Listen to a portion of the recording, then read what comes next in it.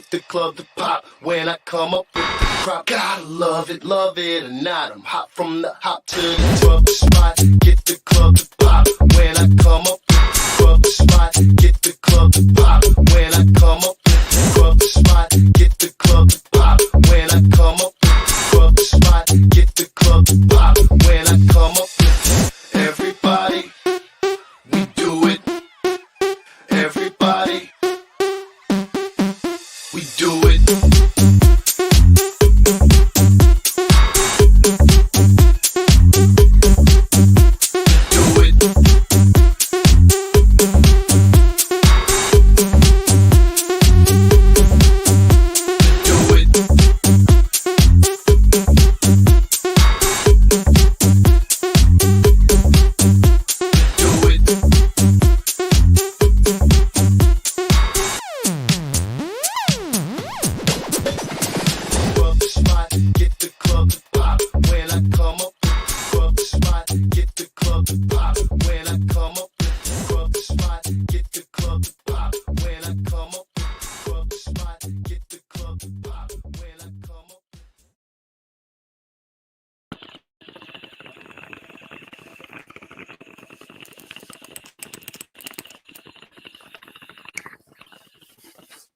You are now tapped into the coolest reptile podcast in the entire world. I'm your boy, MJ. What is good? If this is your first time tapping in to Trap Talk with MJ. Do your boy a favor. Hit that subscribe button. Most importantly, hit that like button. I always ask you guys to hit like buttons because, please, it's free. It means a lot. But more importantly, if you hit that like button, YouTube will fuck with me more, meaning they'll put my podcast out there more. So that's even more of a bigger reason why you should always like that button if you're really fucking with my podcast. If you really like what I've been putting out for over a year now, consistently, it's never going to stop. It's just the fires is spreading. But all I got to say is do your boy a favor. I know I say this every episode, but I really mean it. Hit that like button for your boy. It means a lot. What is it, all my early birds? I am so excited for tonight's episode. You guys have no idea. This has been a long overdue episode. But before we tap into all that stuff and before we say what up to the early birds, because I know the early birds are cracking right now, you guys know what the deal is. Freshest and bestest rodents. Freshest, did I say that right?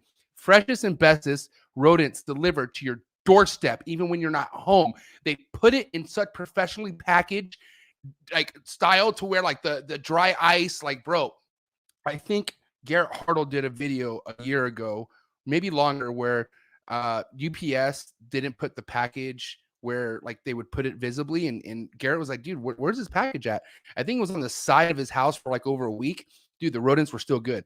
I hope that doesn't happen to any of you guys, but I'm just telling you, that's the way they prepare each box when they send it out. Shout out to Steven, shout out to Desiree. They just had a crazy blowout Black Friday special. If you were on a boat, if you were on that boat and you came up on some shit with the Cold Blooded Cafe special, good for you, because that's what I'm talking about. But yes, guys, please go fuck with Cold Blooded Cafe. Shout out to John, shout out to Alex over at Sim Container. If you got eggs, put them inside of a sim box. Less work, less stress. I'm telling you right now, humidity's on point, and you will definitely have a high success rate when putting eggs inside of a sim box. I use those for every clutch. Doesn't matter what it is. I've only hatched snake species, but hoping to be a monitor breeder someday. But whenever I do get monitor eggs, guess what? They're going inside of a sim container. Anyways, thank you, John, Alex. Thank you for supporting the trap. I appreciate you guys so much. And then I have something in the works. Oh, yes. More enclosures being built for your boy, MJ. And they're coming from Focus Cube Habitats, Flex in Texas. Thank you, Ashley and Steven, for honestly leading the industry when it comes to these PVC built enclosures. Man, they have some amazing styles that they're coming out with, and they are customizing shit. Nobody's doing it like these two. So make sure you guys go give them a follow. Like I said, they're Flex in Texas. Anything from Texas is worth checking out. I can tell you that right now. And yeah, thank you, Steven Ashley, for supporting the trap. Big OG type sponsorship right here. 100%. That's Freedom Breeder. Stainless steel racks made in the United States. You cannot beat Freedom Breeder. I'm sorry. And if you have a Freedom Breeder rack, you know exactly where I'm coming at with this. They don't lose their value. They've been around since the 90s. Last time I checked, I lived my life around the 90s. So there you go. Shout out to Jesse. Shout out to the Freedom Breeder crew for leading the industry. And talk about leaders in the industry. My man, Miguel Garcia, man, West Coast leader for sure. Always evolving pythons, always leading by example when it comes to fucking learning how to make connections, putting yourself out there, inspiring different people into this game. I mean, the guy's breaking so many rules in a good way. It's not even funny. But if you want to get inspired and if you want to see what he's hatching out ball python wise, dude, please go check out Miguel Garcia, always evolving pythons. His morph market is stacked up right now. So, dude, shit doesn't last when it comes to his productions. I'm telling you right now. Shout out to Miguel. Shout out to the whole AEP team. You guys are killing it. And yeah, man, let's see. US Art, guys, let's go. I mean, dude, I don't want to fucking be Mr. Negative Nancy, but dude, shit's hitting the fan. And it's 2022, man. Just so you know, there's some heavy shit coming to certain states. And I don't even know what states, but there's stuff that's about to hit the fan. And if you out there have not support US Art for whatever reason, either lack of knowledge, lack of funds, but you're in a position now where you could support US Arc or at least look into it, then do it. Please. We're all in this together. If you have animals, if you have a pet, then US Arc is they're going to help you fight for the keep your rights. I'm telling you right now. So thank you, Phil. Thank you, everyone who supports US Arc, Bob Vu. There's so many people out there leading by example when it comes to supporting US Arc. And yeah, man, I'm telling you right now, if you guys can't financially support US Arc, that's cool. Talk about it. You know, if you have a podcast and you don't support US Arc, talk about it. You know, fucking open your mouth and talk about US Art. Anyways, all right. What is good with my early birds?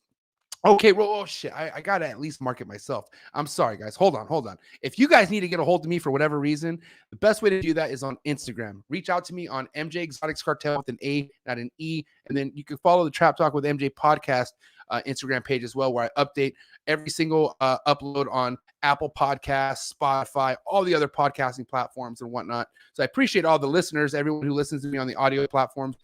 Please rate and review me. It means a lot. And then shouts all my viewers on Twitch. I see my Twitch viewers kind of building up there slowly but surely. So I'm glad I'm still going live on Twitch. And then if you guys want to support this channel more than a subscription or more than a like button, you can shoot me any kind of donation you like to mjexoticscartal 619 to PayPal. And then again, I want to give a special shout out to all my Patreon members out there. Thank you so much for honestly fucking believing in me and building a community of savages. I'm telling you right now, if you out there want to join a group of people who are learning off each other, and then I'm telling you, we have a Discord full of so many different channels that all relate to everyday life. You got so much to gain by joining the Trap Talk Patreon family. Go down to the link below. We get together every Sunday, and we are really here for each other. All I got to say is I love you guys. Thank you so much, and I can't wait to tap in with you guys Sunday. But what is good with the early birds? Let's see who's here. What is going on? Damn, I got to scroll up. There's a lot of people. What's up with my boy, Matt, Evolution Exotics? This guy right here is definitely a heavy hitter when it comes to the Patreon page. Not only that, he's working with some amazing chondros. He has a really awesome game plan for some ball pythons. Go follow my man, Evolution Exotics, my boy, Matt. My homegirl right here, Pacific Rim Serpents. What is good? I'm glad to see you're tapping in. Thank you so much for being here. New Patreon member alert. What's good with my homie, Dom? Dom, I just checked out your Instagram. Why don't we all check it out together? Because that's what I do. This guy's a 4-star general. And what I mean by that, his tier is a 4-star general. So what we're going to do is we're going to check out to see what his Instagram's like. What is 702 Serpents working with? Just real quick. Oh, damn. You got some blood pythons. Ooh, what? We got to beat it, bro? Oh, I love beateds. Oh, man. That's what I'm talking about.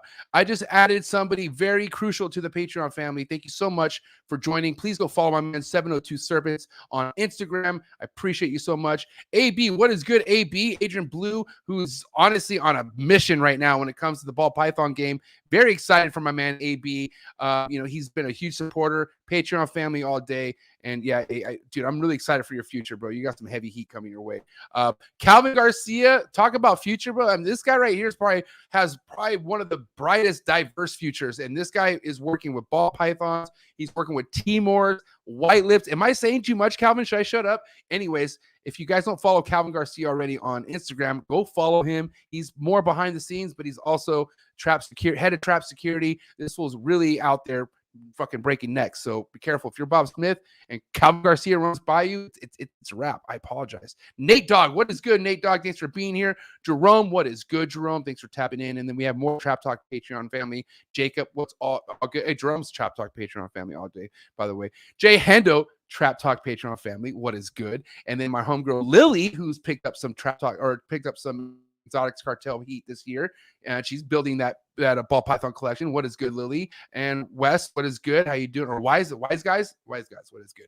All right, HB Reptiles, Eric's More Factory, what is good? Jason Holbrook, and we're gonna end it on the homie Tyler King. No, we're gonna end it on my homegirl Mary Pythons, because I love Mary Pythons. Mary Pythons is good vibes. I met her in Texas, little tiny lady, but I feel like she's powerful, even though she's tiny, and I respect that. Mary, thank you so much for tapping in. Appreciate all your support and always being a positive role model out there in the ball python community. All right, let's get down to business. JD Constriction. Are you kidding me? I have been following this guy since my very first Reptile show, because how can you not walk up by this guy's booth and not remember what the fuck this guy's representing, you know? And what's crazy is he's come all the way to the West Coast. Like, he's done shows where a lot of people don't travel that far. So much to learn from this guy. Like I said, he's tapping in from Iowa, and I love Iowa because Slipknot. And anyways, he's here right now. And this is my boy John, JD Constrictions. What is good, John? How you doing? Thanks for hanging out. What's good, buddy? Hey, thanks for having me on, MJ. No, I appreciate it. That's awesome. Yeah, appreciate the Slipknot reference. Dude, how can you not? I mean, you understand, there's so many small states out there, or states that like people don't know of, but like Slipknot put Iowa on the map. And I remember, yeah, that's right. like, I remember as a Corn. kid. Corn, oh, Slipknot. That's it. You're right, dude. Corn was from Iowa. Good corn. Dude, that was good. Corn is. Oh, I thought you meant. Oh, I was like, wait. No. Got corn. me. Eating corn. Yep. It's okay. Me. I was it's like, okay. wait a minute. I changed Jonathan it up Davis? on you. I was like, he's from LA. I was, dude, you really had me for a second. Anyways, dude, let's Iowa people got the joke. It's okay. Iowa people got the joke. I love corn. But anyways, John, what is going on? How's everything going on your end? And just for the people who don't really know exactly how long your involvement's been with the ball pythons, if you could just kind of like break that down for us too. Sure. Yeah. So it always feels like it was just yesterday, but then you blink and 20 years rolls by. So I started back in the industry in a very mediocre fashion in 2003 with a pet ball python and getting my first snake keeper line Axanthic directly from TSK themselves, and it has been a roller coaster ride ever since. Just vending shows, going to NARBCs, and getting it more and more involved over almost 20 years within the industry, and developing a business out of it, a small hobby business that I've come to love and enjoy a ton, working strictly with Axanthic ball pythons. So 2003, what was going on in your life other than ball pythons in 2003? Like, were you pretty, like, you know, good with your career work-wise, or like, you know, were you starting a family? What kind of give us, like, what was going on in your life in 2003? Oh, great question. So I graduated college in 2002. And I had a high school sweetheart turned college sweetheart turned girlfriend that her and I had just splitting up. I had, started a new career at a new job. And I was like, what am I going to spend this money I had saved up on a ring that's totally ridiculous? And that's where the actual snake hobby started. Was I'm going to buy a $3,500 Axanthic ball python. And one turned into two turned into three, that type of stuff. But yeah, back then it was the early part of not only my reptile career, but also my professional career in the aviation industry as well. So, wow, aviation industry. Yeah, I work for an avionics and communications company as an engineer. Yep, that's my day job. So, and that has to be some sort of a passion, because, like, I mean, you enjoy what you do. Otherwise, why wouldn't you just enjoy what you do, which is probably doing the snakes too? You probably love doing both, I'm assuming, right? Yeah, you're absolutely right. Yeah, it's made it hard in recent years, because I absolutely do love both jobs, and you get to a point, especially if you're passionate about anything that you do, where you've done it for so long that you enjoy it. You know what I mean? You almost can't give it up. The people, the interfacing, what or what you're surprised that people don't know, the history of things as it's happened over time, whether it be, within the culture and business areas of your job, or the reptile industry, or whatever. It all becomes kind of part of your life and your lifestyle, so to speak. So yeah, it's kind of hard to give up both. I had one job. Okay, so my job before COVID happened, and I lost the 9-to-5 I was holding on to, which was, which led to me just doing snakes and podcasts full time, was the job that made me learn that I loved what I was doing, and that's helping people, right? And I was in the gym industry. I worked for Verizon for like fucking 11 years. So all I did was sell phones and made good money selling phones, but I wasn't happy. I was like a miserable fuck, you know? And you know, I got into the gym industry because I was overweight and I just wanted to change my life. And I remember like, you know, coming into the gym industry with all this cell phone experience, they didn't care. They're like, you need to start from the bottom. They're like, we're gonna have you like just do like basic like sell shit. And I'm like go talk to people on the fucking gym floor and try to get them to sell personal training. And dude, that was the hardest thing I've ever learned how to do. Like talking to people about their health and like getting them to invest in themselves and personal training was the hardest but the most rewarding thing I ever learned how to do. Because once I believed in it, once I started losing the weight and all this shit started happening to me, it was so easy for me to talk about. You know what I mean? Because you were passionate about it. Yeah.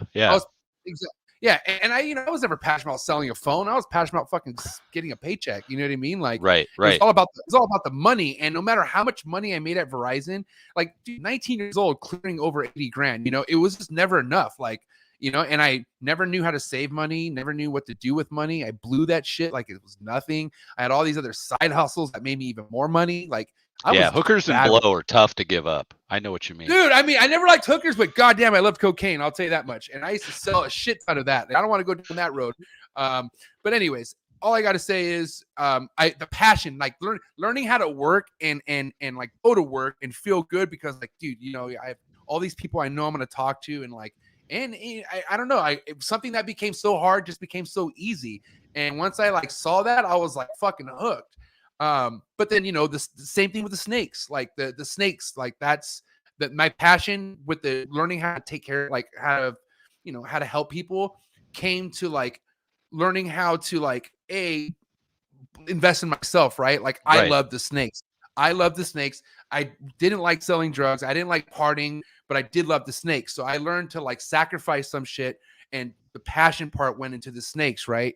Yep. And so when those two together, you know what I mean? Like I'm telling you right now, like anyone who tries to come into this shit, John, and you could correct me if I'm wrong, but anyone who comes into this shit, anyone who comes into this without the passion over the money mindset is not going to hang in this shit whatsoever. I agree with you 1,000%. You're not going to get what you want. If you want the money and you're expecting to see a certain number off the first few years, like, but this shit happens the way it happens. And I know we're going to talk about that tonight, but like, you know, the passion is such a huge part of this. And, you know, people could advertise themselves all they want and fucking be Mr. Sticker Swaps and shit, but you can see some of them just don't have the passion, you know? Yep. Anyway, we're going to go down passion. Yeah, but yeah, I agree with you 1,000%. Passion behind anything that you do is reflected in the quality of work that you do, in the faces of the other people that you're interfacing with, whether it be coworkers or bosses or other people you work with or customers, you know, on the reptile industry, that type of stuff. Uh-oh, he left me. You guys are gonna have to deal with me straight on.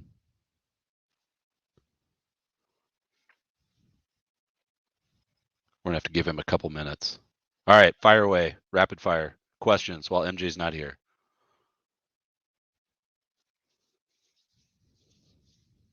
Oh, dang it, he's back.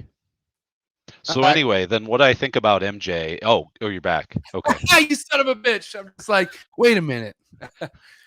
Okay, no, quality, right? But what I'm bridging to now, John, is like 2003 and stuff like that. Like you had to build some really good habits on your own because there wasn't much around you to learn off of, right? Like how are you gaining knowledge back then? Like who were like, do you have mentors that you still talk to now, or what was it like back then? Yeah, I mean, great question. So some of it was just developing a rapport with different people within the industry, and I'll give you one name that jumped out at me as somebody that kind of took me a little bit under their wing, maybe even apprehensively, and was a good Q&A and became a very good friend, and that's Bruce and Sarah Dulles of Twin City Reptiles.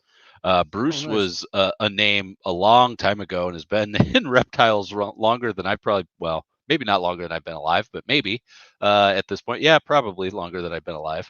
And just interfacing with somebody that knew that much about reptiles and the hobby and everything was super helpful to me when I first got started, and also gave good business perspective as a guy that's developed a successful, reptile business for I don't even know how many years that he's still running to this day. So that's cool. It's been back at that day. It was again a lot of interfacing with people. The internet was right there. I mean, it wasn't like internet didn't exist, but it was all in the form of like ballpythons.net and King Snake and all these forums that were really hard to navigate and find information. blbc.net, all that type of stuff. So a lot of it was just establishing rapport with people and kind of learning through the people around you in the industry. People were, to say it differently, the industry seemed smaller then, and it was easier to reach out and touch people and get emails and phone calls and stuff like that. It wasn't as huge as it is now. And so like I remember, which maybe nobody knows anymore, but like Ralph Davis, who was huge in the industry back then, I sent him an email with a couple of questions on how he set up his incubator and egg tubs, and he sent me an email back, and I was like, oh my God, blown away that this guy took time out of his day to answer a non-purchase question. I remember Greg Graziani sending him an email about questions about racks, and he called me and started talking me through the rack systems that he uses and pros and cons. And I was just shocked that these giants in the industry, would just answer the phone or give me a call and just want to talk shop. And it wasn't about me buying an animal. It was awesome. I've had real good like short conversations, but like a lot of like quick, like short conversations with Ralph Davis.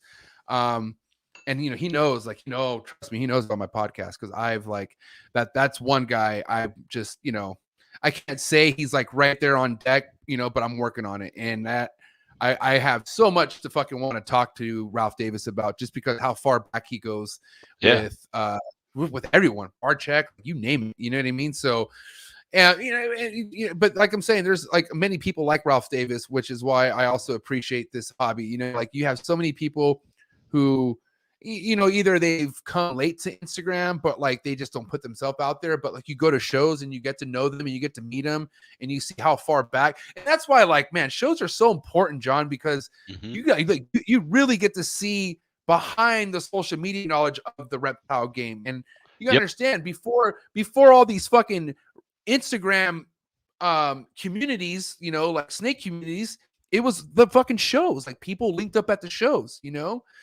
so I just feel like the two different communities are different, like you're gonna get the real vibe and the real idea of what kind of hobby you're in when you go to a show. I feel like, Yeah, and I think it puts a reality around the breeders and their animals and their stock and who they are as people too, that you just don't get through virtual experiences, online perusing Morph Market or their webpage or emailing them, stuff like that.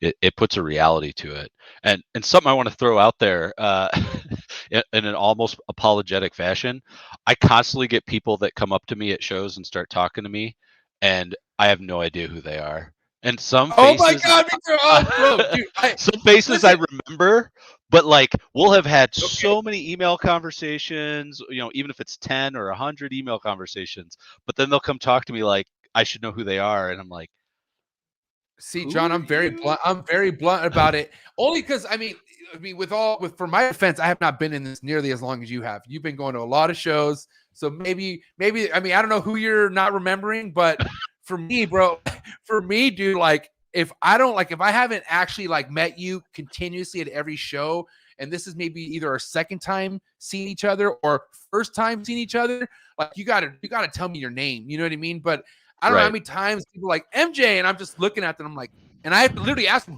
and I hate asking somebody who are you? It's the most rude thing ever. But I'm like, dude, like who are you? Like I feel like if we never met, say, hey MJ, say your name right afterwards. Please help me with that. Yeah, exactly.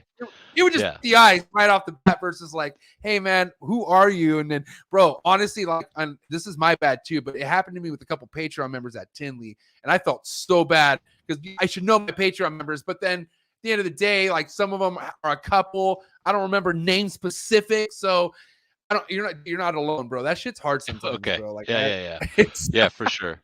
For sure. Well, and I You, feel you, the opposite too, like where I'm like rolling around a show and I feel like nobody knows I'm here. I don't have a table. I'm incognito. And then somebody will be yeah. like, "Oh, hey, how are you?" And I'm, "Hey, JD, how are you?" And I'm like, "Oh, crap. I don't know who they are, but they know who I am. Am I supposed to Hey, know who they are?" but the best, okay, the funnest way not to know somebody is at like a US Arc auction or at the bar when everyone's drinking, because it's Yeah. like that right there. You're like, you don't care, you're just like, all right, where did I meet you from and stuff like that. And like I said, that's really how you bring everything together. I mean, like, shout out to Black Sun Reptiles. He just went ahead and dropped the first super chat. John, incredible human being. I agree. So shout out to Black Sun Reptiles. But I met Black Sun Reptiles at Tinley while I was kicking it at the bar with Reggie and some other like fucking hitters in the community, and it was cool. You know what I mean? Like, I don't know. I could preach all like every show for people. I could preach every episode for people to at least do what they can to go to a show. You know what I mean? And Absolutely. Meet people. Dude, yeah, because I'm telling you, I don't know what year it was. Correct me if I'm wrong, but you've been to Pomona. You set up at Pomona before. I have. Yep. Yeah. Okay. I'll never forget. 2018. I was there early. I went there super early, and I didn't. At then I wasn't really the most outgoing person in 2018, only because like I didn't want to be somebody like, like, hey, like I'm a reptile guy. I was just like, I like snakes and whatever. But all I'm saying, I didn't introduce myself or anything, but I remember specifically going to your table because of the black and white. I'm a Raider fan. Not that you're representing the Raiders. Yeah. But that kind of, black and white will always get my attention. Like, it's, you know what I mean? And I don't know what it is, man, but you have an aura. Like when your table's set up, it's like you have like a light shining on your fucking table. So it stands out for sure. That brought me to your table, and that's when I was like, this guy has nothing but Axanthic shit. Like, what the fuck? And this is when you were bringing the Stormtrooper around. This is when you had the Stormtrooper in a display, and I couldn't believe what I was looking at. Like, I don't know. There was that's what made me realize how, like, there's no rules with this ball python shit. If you find something and you're on a project and you're vested into it, and you, like, Ozzy Boyd in the Orange Dream and Justin Belka with his fucking clown combos, like, I'm just saying, it's the opportunities are endless, and everything you're producing is examples to that. Like, it's nuts. But bro, I'll never forget going by your table, and it's crazy. As much as exciting as that was, every time I went to your table year after that, it got even crazier and crazier. And it's still getting crazier, bro. Your clown combos, like, it's like you're really on a roll. So the Axanthic project, let's get down to the nitty gritty to this. Okay. Sure. So TSK, the snake keeper, right? Yep. Who'd you deal with, Colette, or who were you dealing with? Yeah, Colette. Back in the day, Colette and Dan. Yep. Respect I bought Colette. directly from those guys. Yep. And I still work with them today. I buy animals back and forth from them. They've bought animals from me. And it sounds almost comical as a snake keeper guy, but I've done business with Tracy Barker as well back in the day when I was trying VPI, Tracy Barker VPI, back when I was, trying to mix new codom and recessive genetics in with Axanthics and starting the base of some of my projects. I was dealing with her as well, which was kind of fun. Wow. And what year was this? Do you remember, like, how far back this was? I mean, since 2003, like, so 2003 is when I got my first Axanthic direct from Dan and Colette. And then, I got a Nerd line Lemon Pastel after that, and then Will Banks line Fires. I mean, long story short is almost every single gene I've brought into my collection came from the originator of that gene. And part of the reason is I almost always believe they have the best selection because they're the originator of that particular gene. So I can cherry pick, if you will, the best examples of what I'm looking for that I think will marry up best with Axanthic. So I have to ask, like, how did you get in contact? Like, how do you, because I can't stress but tell people how building relationships with people who are working with what you want is so important. Like, you got, like, that's how you really tap in. So what were you doing? Like, how are you getting tapped in with these people back then? I mean, well, King Snake was the big classified site back then, so people would have animals advertised for sale, and a lot of it was people still did have web pages and those things. I would say Snake Keeper's website has, evolved, but it was pretty advanced for even back then, where you could look up their availability, see the lineage of it, the clutch mates, all that stuff via their web page. So it was pretty impressive. So it was really neat to be able to actually kind of cherry pick through animals they had available and look at the parents and all that fun stuff to make selections of what animals I picked up. But communication with everybody was actually pretty open. I mean, it wasn't the Stone Ages prior to email or anything like that, where there was like price lists of animals or anything like that. I was lucky in that I came on board about the time everybody mostly went digital with how they were advertising or putting things out there. Now, to the degree of like Morph Market and the searchability and the hugeness in terms of animals and accessibility, no, absolutely not. Scrolling. I just want to There's say, lots of scrolling. God bless Morph Market, bro. For sure. I had, and this is like, I haven't had a lot of snakes to sell, but I haven't had to use Morph Market in over a year. And I was kind of scared to have to use Morph Market. Not gonna lie. I was like, oh man, like I don't want to have to, like, I just don't know, but regardless, I did it. And dude, Morph Market is awesome. I'm selling a shit ton of snakes on Morph Market.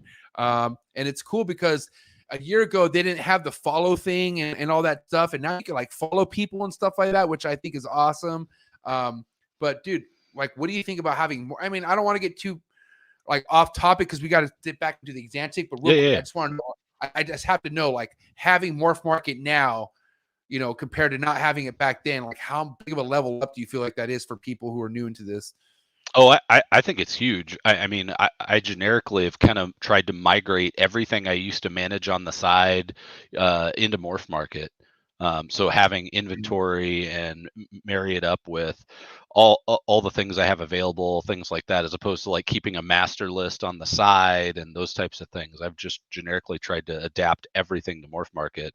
And one of the biggest things to me, and I'm a computer geek, right, as an engineer. So like having the ability to import, export, manage spreadsheets and all that type of nerdy stuff that I do, like be able to use that is pretty awesome for me. Yeah, it just makes my life super simple. Which is tough because this is a second job for me. So everything that is simplified helps me out a lot. Okay. Now let's go back to your first inquiry with the TSK company as far as like what did you buy? What was it? What Axanthic snake was it? Or what was the first snake that led to this project? Yeah, so I mean, it was just a straight Axanthic female. So back then, I mean, people weren't really doing combos yet. So like I want to say that it was the year after I purchased my first Snakekeeper Axanthic that Nerd produced. So in 2004, I believe, Nerd produced their first pastel Axanthics, which just further made me fall in love with, hey, I really feel like there's some awesome combos, some black and white stuff that could start to come out of this just based off that pastel Axanthic. So that kind of snowballed everything from there.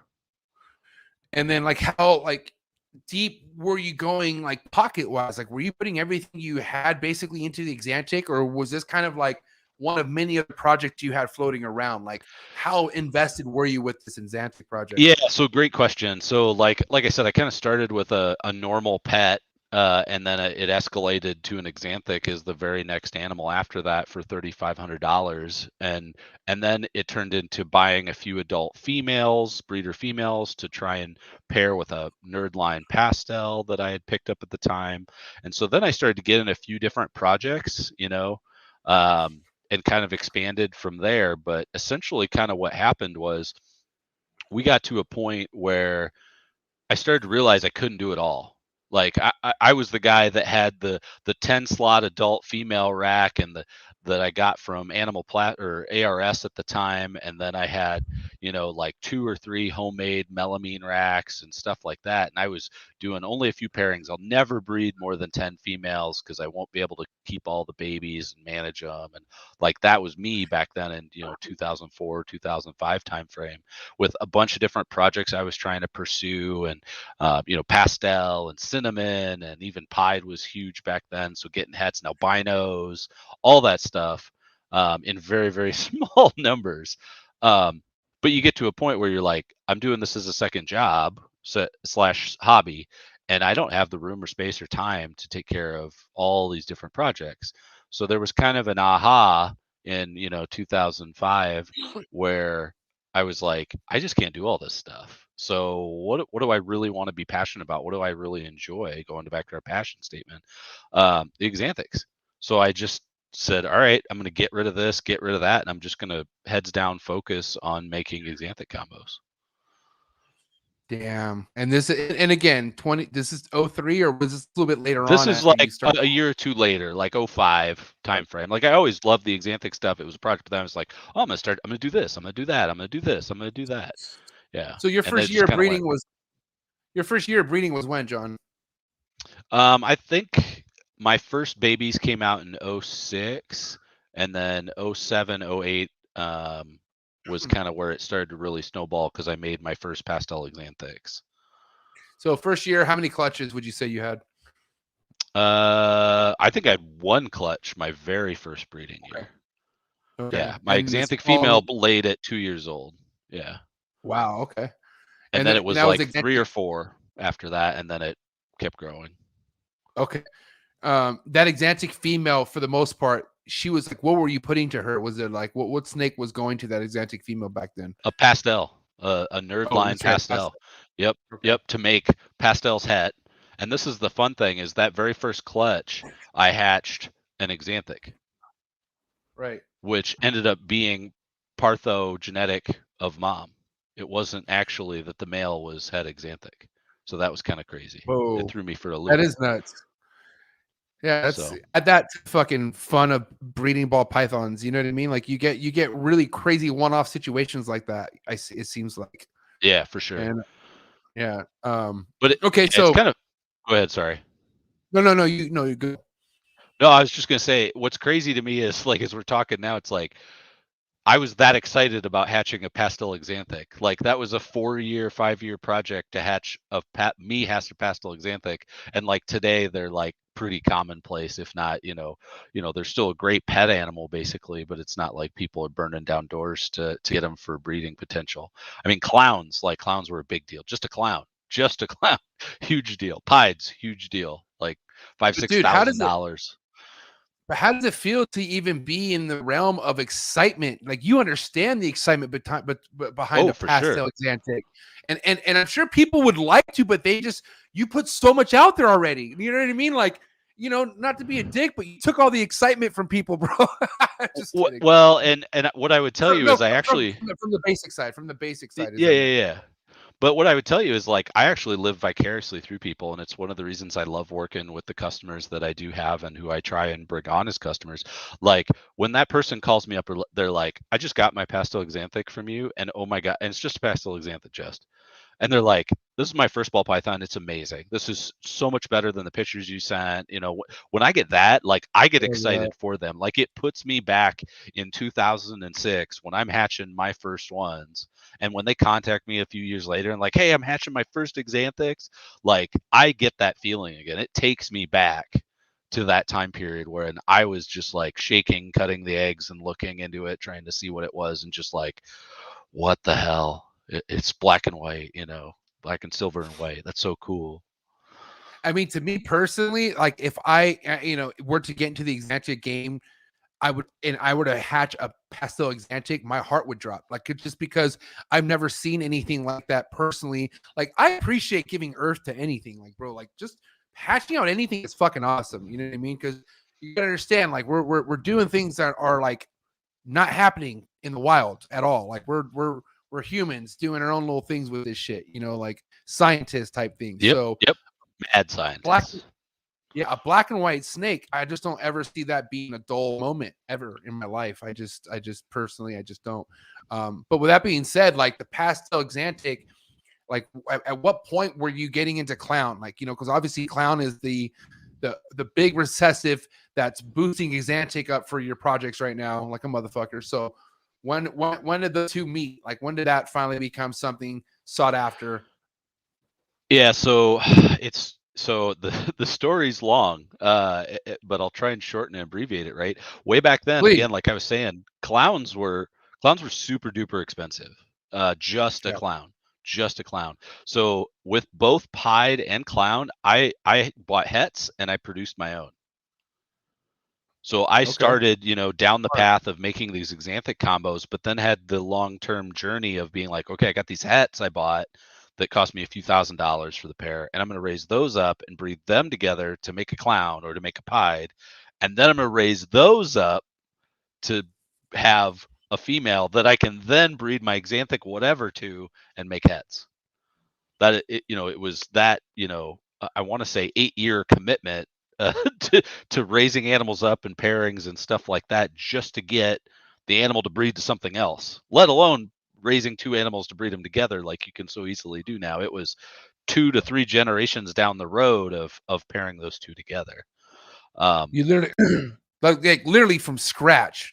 Literally from the lowest common denominator you could get started. Yeah. Yep. And bro, how can nobody respect that? That's amazing. Like that's literally you created your entire path. Like you didn't start or continue nobody else's. You literally created your entire path with this Axanthic clown shit. And this is why you could tell. Like this is why, I'm not gonna lie, John. You were the first table I remember walking by, seeing the prices. Like I'm talking $5,000, $6,000, $7,000 snakes posted on a table. And I was like, whoa, this is fucking nuts.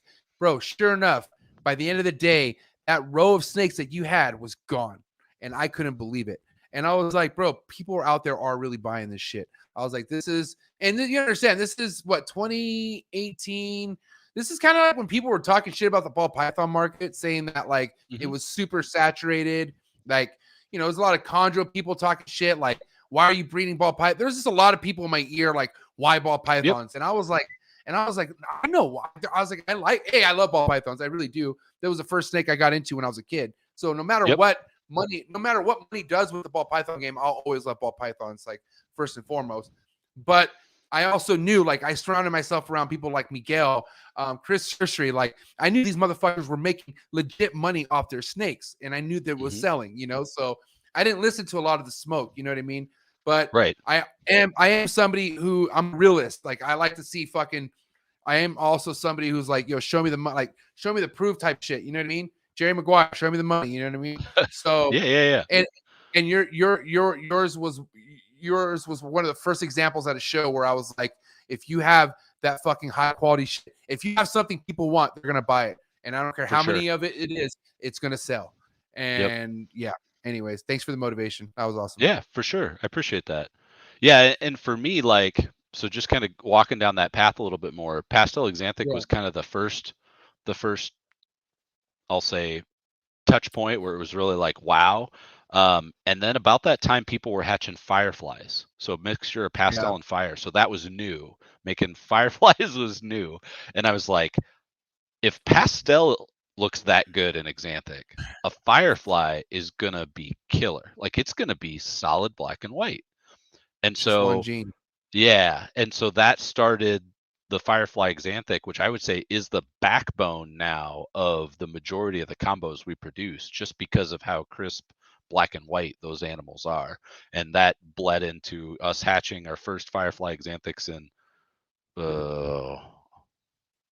2015. That sounds right. It doesn't sound right. It was before then. Maybe 2012.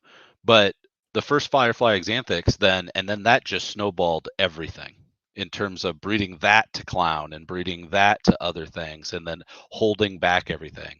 The big thing is just patience with like these double and triple recessive projects. To your point about like the industry going through, I'll say, a climate change relative to all these new codoms were introduced and all these new genetics, and it was a bubble, right?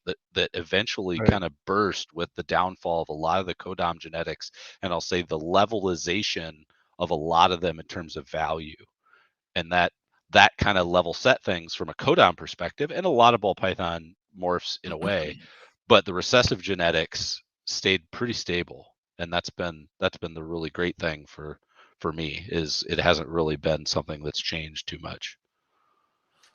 Oh, for somebody who's like, I mean, how long have you been doing shows now? Like, do you recall your first show? I'd have to look at the date, but I want to say it was like 2012 or something like that. It's probably sooner. I have to have been doing NARBCs and out of Tinley for over 10 years now. But like in 2012, I mean, okay, so hold on. So 2014, you'd say that the first Firefly Axanthic you made or something, 2015-ish, like that era. Something like that. I'd have to go look. Yeah. But in that time, you know, when you were doing shows, what were you actually selling? Like a lot of this stuff must have been holdbacks, right? A decent amount of it was. It was tough. Like when you're the guy selling recessives, or I'll rephrase, selling hets. Like here's a pastel het Axanthic. When the Kodam market crashed, and I've got pastel het Axanthics, you know, and nobody's like, Axanthic. Oh, it's Snake Keeper to boot. Da da da da da. And people like Axanthicism in general did not have a strong following until, you know, the past several, you know, 5-6 years.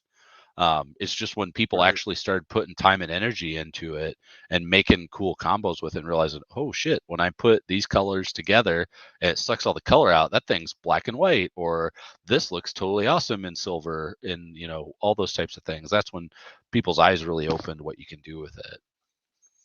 So back to what I was saying about how, you know, when I saw you sell out that row of snakes back in 2018, I mean, was it easy for you to sell your Axanthic stuff back then too? I mean, was it something that everyone was basically sought after?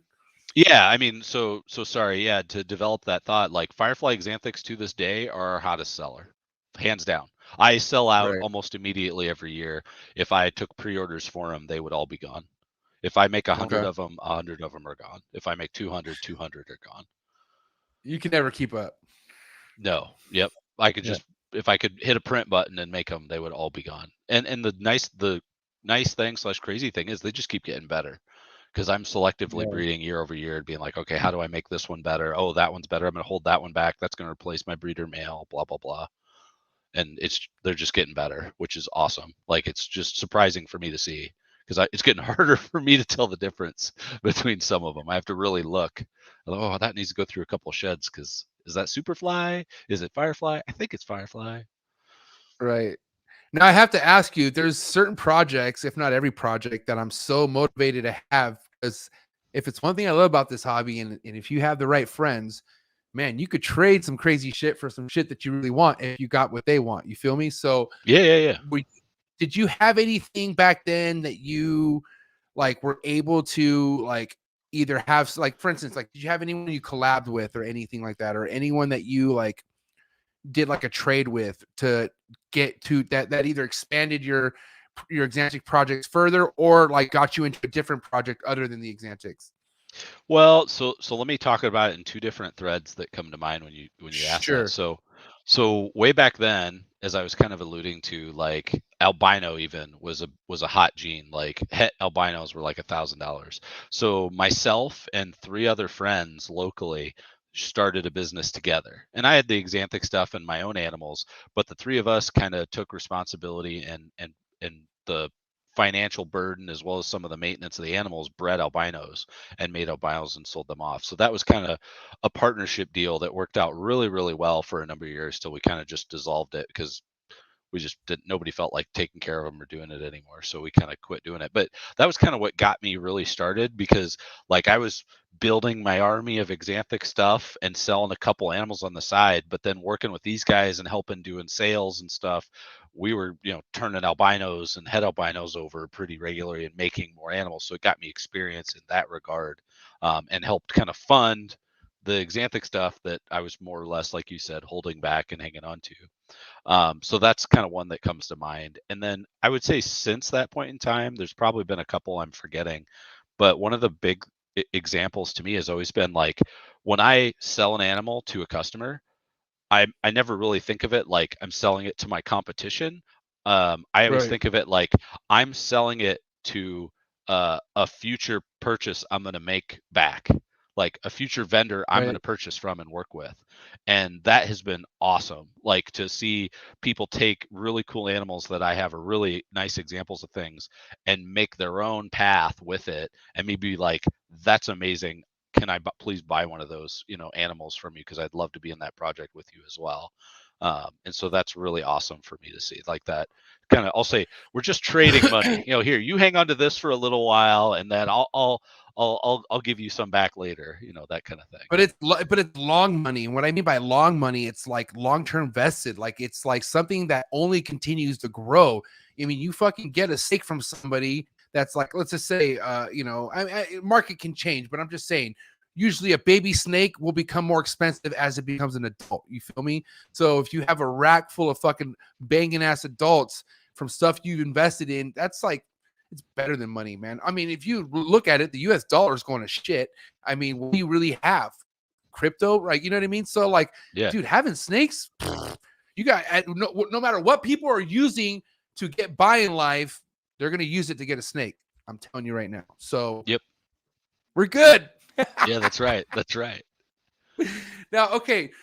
I always ask people this because, at the end of the day, you did start off with a pet, right? What was it that made you go to the business mindset when it came to the snakes? What was it, a show? Was it like a documentary? Like what happened that when you were like, dude, you know what? I'm putting this money into snakes. Well, I think it was two things, right? Like, so I couldn't afford the animals that I wanted. I wanted to make some of those combinations that I'd seen other people's make, and they inspired me, like the Nerd Pastel Axanthic. So it was just me setting a goal and being like, okay, I want to make that. And then it catapults you into, okay, now I got that. Well, now I want to make my own worlds first. But I want it to be cool. I want it to be something people be like, oh my God, that's neat. And that's where the Firefly Axanthic kind of became the next real project after that. And then it just snowballs from there. But from a business aspect, what drove me, and this is even tough to say, like, I don't know that it's ever driven me as from a business standpoint as much as it has from a passion standpoint. And that sounds totally stupid to say, but because this is a second job for me, and it's been the most powerful thing when somebody's like, hey, I see you got that animal for $1,000. I'll give you 500. I don't care if you buy it or not. Like, I will pay my rodent bill with my day job if I have to. I don't have to eat off the animal food that I sell.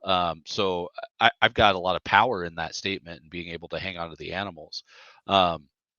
But all that being said, I think that albino project and kind of like working the business aspect early on kind of made me be like, hey, this is something I could develop and like actually, fund my hobby more and expand on it and even turn it into something profitable. But I would say, again, because of that second job aspect, it was, and I will tell you flat out, it was 9 years before we went from being in the red to being in the black. Like, that's a long time to turn a profit from a return on investment standpoint. But I feel like the kind of turnaround once that red goes to black is not only rewarding, but could become such like tenfold back. It's ridiculous. Like it's just worth it to me. Like, I don't give a fuck. Like I'm blessed that the ball pythons are working out so great for me. Like, you know what I mean? But now I'm in a room. Right now I sit in a room full of 20 chondros that won't breed. That's my challenge. You know what I mean? Yep, but because I have so much success, I'm not saying so much success, but fuck, things are working with the ball pythons, and I hold on to that. I'm happy. You know what I mean? But I want more. I definitely want more out of this shit.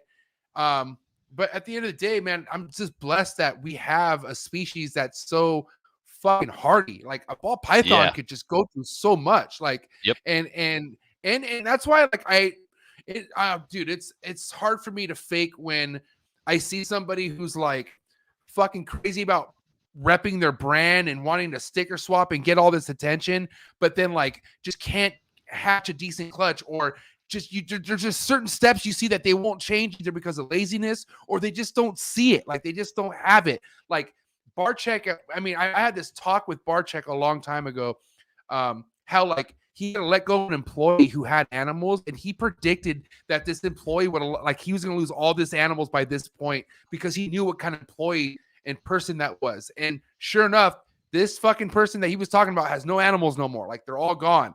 So I'm like, holy shit. And that's just nothing against that person. It's not everybody has it. Like, not everybody has it.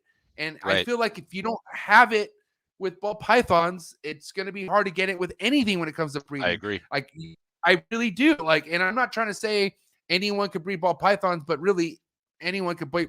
If your heart's in it and you're fucking listening, and sure. Like, here's the thing: mistakes are gonna happen, right, John? You're gonna fuck up, like, and that's fine. Like, own. I don't mind fucking up and talking about it. That way, somebody could relate to me and say, "Hey, dude, that happened to me too." Because all you need is that relation, and that's what's gonna remember you. Hey, you're not an idiot. It happens to other people too. Even though sometimes it is idiotic things that we do, where we forget stupid shit sometimes. Players fuck up. You feel me? That's right. That's right. I do. But you coming up, my biggest thing with the whole business mindset is like, when did you want to actually put money into your brand? Like, when did you want to create a logo? When did you want to start going to shows and displaying your animals? Like, at what point in your career of breeding ball pythons did this happen? It was pretty early on. The first show I started doing was the Iowa Reptile Show, which is a super duper small single day show with maybe 25 vendors. And I started doing that, gosh, I don't even know, 2005, 6, whenever I started having clutches and babies, essentially. And then that kind of gets you jazzed up, right? As you kind of go through your branding and making business cards and a tablecloth and this, PVC backdrop. I remember the very first Tinley I went to.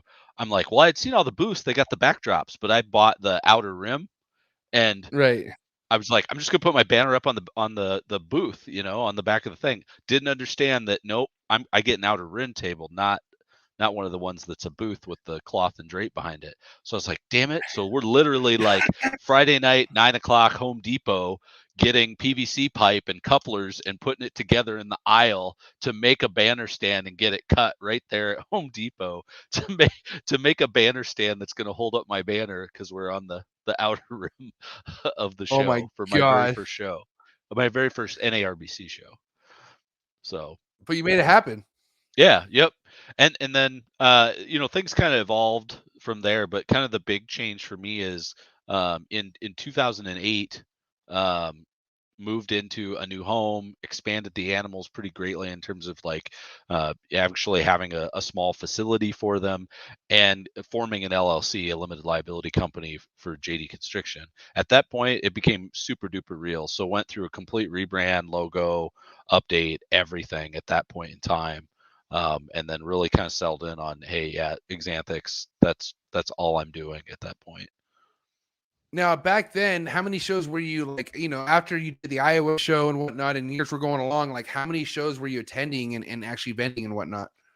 Yeah, so typically I'd say anywhere from 4 to 8 shows a year. Like, was on the Tinley circuit, both the March and fall Tinleys.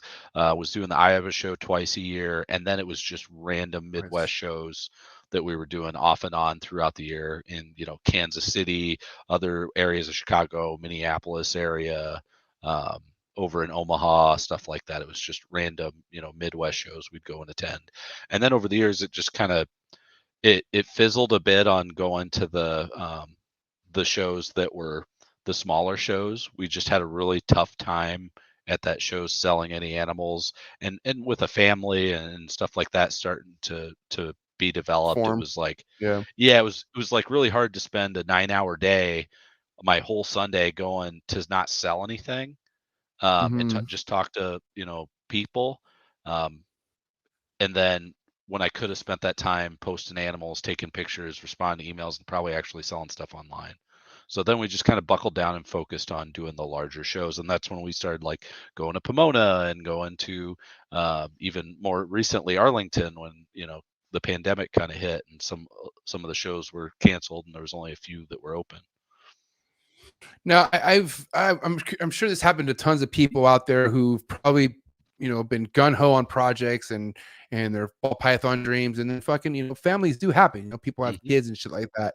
Did that not, I don't want to say get in the way, but like, was there ever a challenge managing the family life and the snakes and the job? Like, did you ever hit a point in your life where you had to fucking sit down and like either find out how to make shit easier or whatever the fuck? I mean, was there ever a time in that happened to you? That's basically now.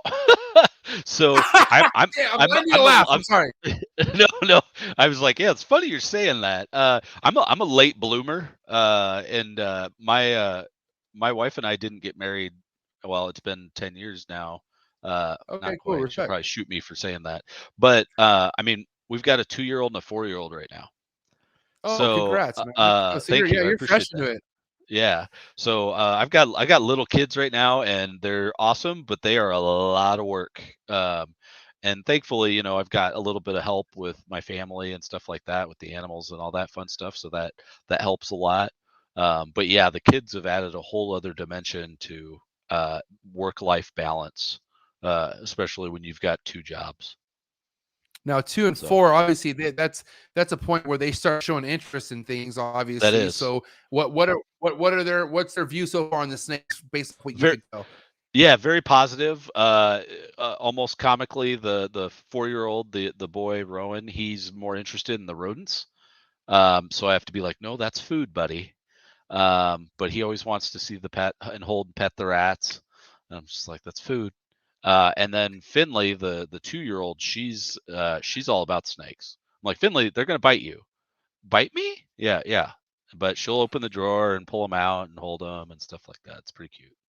So they're generically interested, but not enough to like help dad clean up snake poop or anything like that. Dang. No, I mean, let me ask this: your wife, right? I mean, shout out to the wives, but I mean, for sure, how much does she get involved? I mean, or is she just more like behind the scenes, like, yo, do your thing, man. Like, if this is what excites you, then cool. But is she pretty like involved with what you got going on with your production and whatnot? Well, I mean, a few different shout outs to my wife Tiffany. One was like when I was dating, it was very hard to get some dates when you're like, yeah, I've got a few hundred snakes. What? And she was one of the few girls that was like, oh, that's pretty cool. I'd like to see that sometime. So immediately I was, you know, madly in love. And then the other aspect to it was like pre-kids, she was a fucking trooper. Like she'd go to shows, help set up, talk to customers, remember people's names for me, all that kind of stuff. And so that was really helpful to have her at shows helping and taking care of stuff. And running the booth if I had to go run around, all that great stuff. Even like my bachelor party went to Colorado, and Tinley was that same weekend, went to Colorado for the Great American Beer Festival, and she's like, "Oh, me and my girlfriend Sarah, we'll go run the show for you." So yeah, she Nice. got a bottle of whiskey and a chin strap dildo for the auction, and you know, did me proud in getting stuff and running the show and selling some animals at the Tinley Park show, even without me there running ship. But nowadays, bless her heart, she misses out on a lot of that stuff because she's wrangling the kids. Yep, she's doing the hard job of managing the children the majority of the time.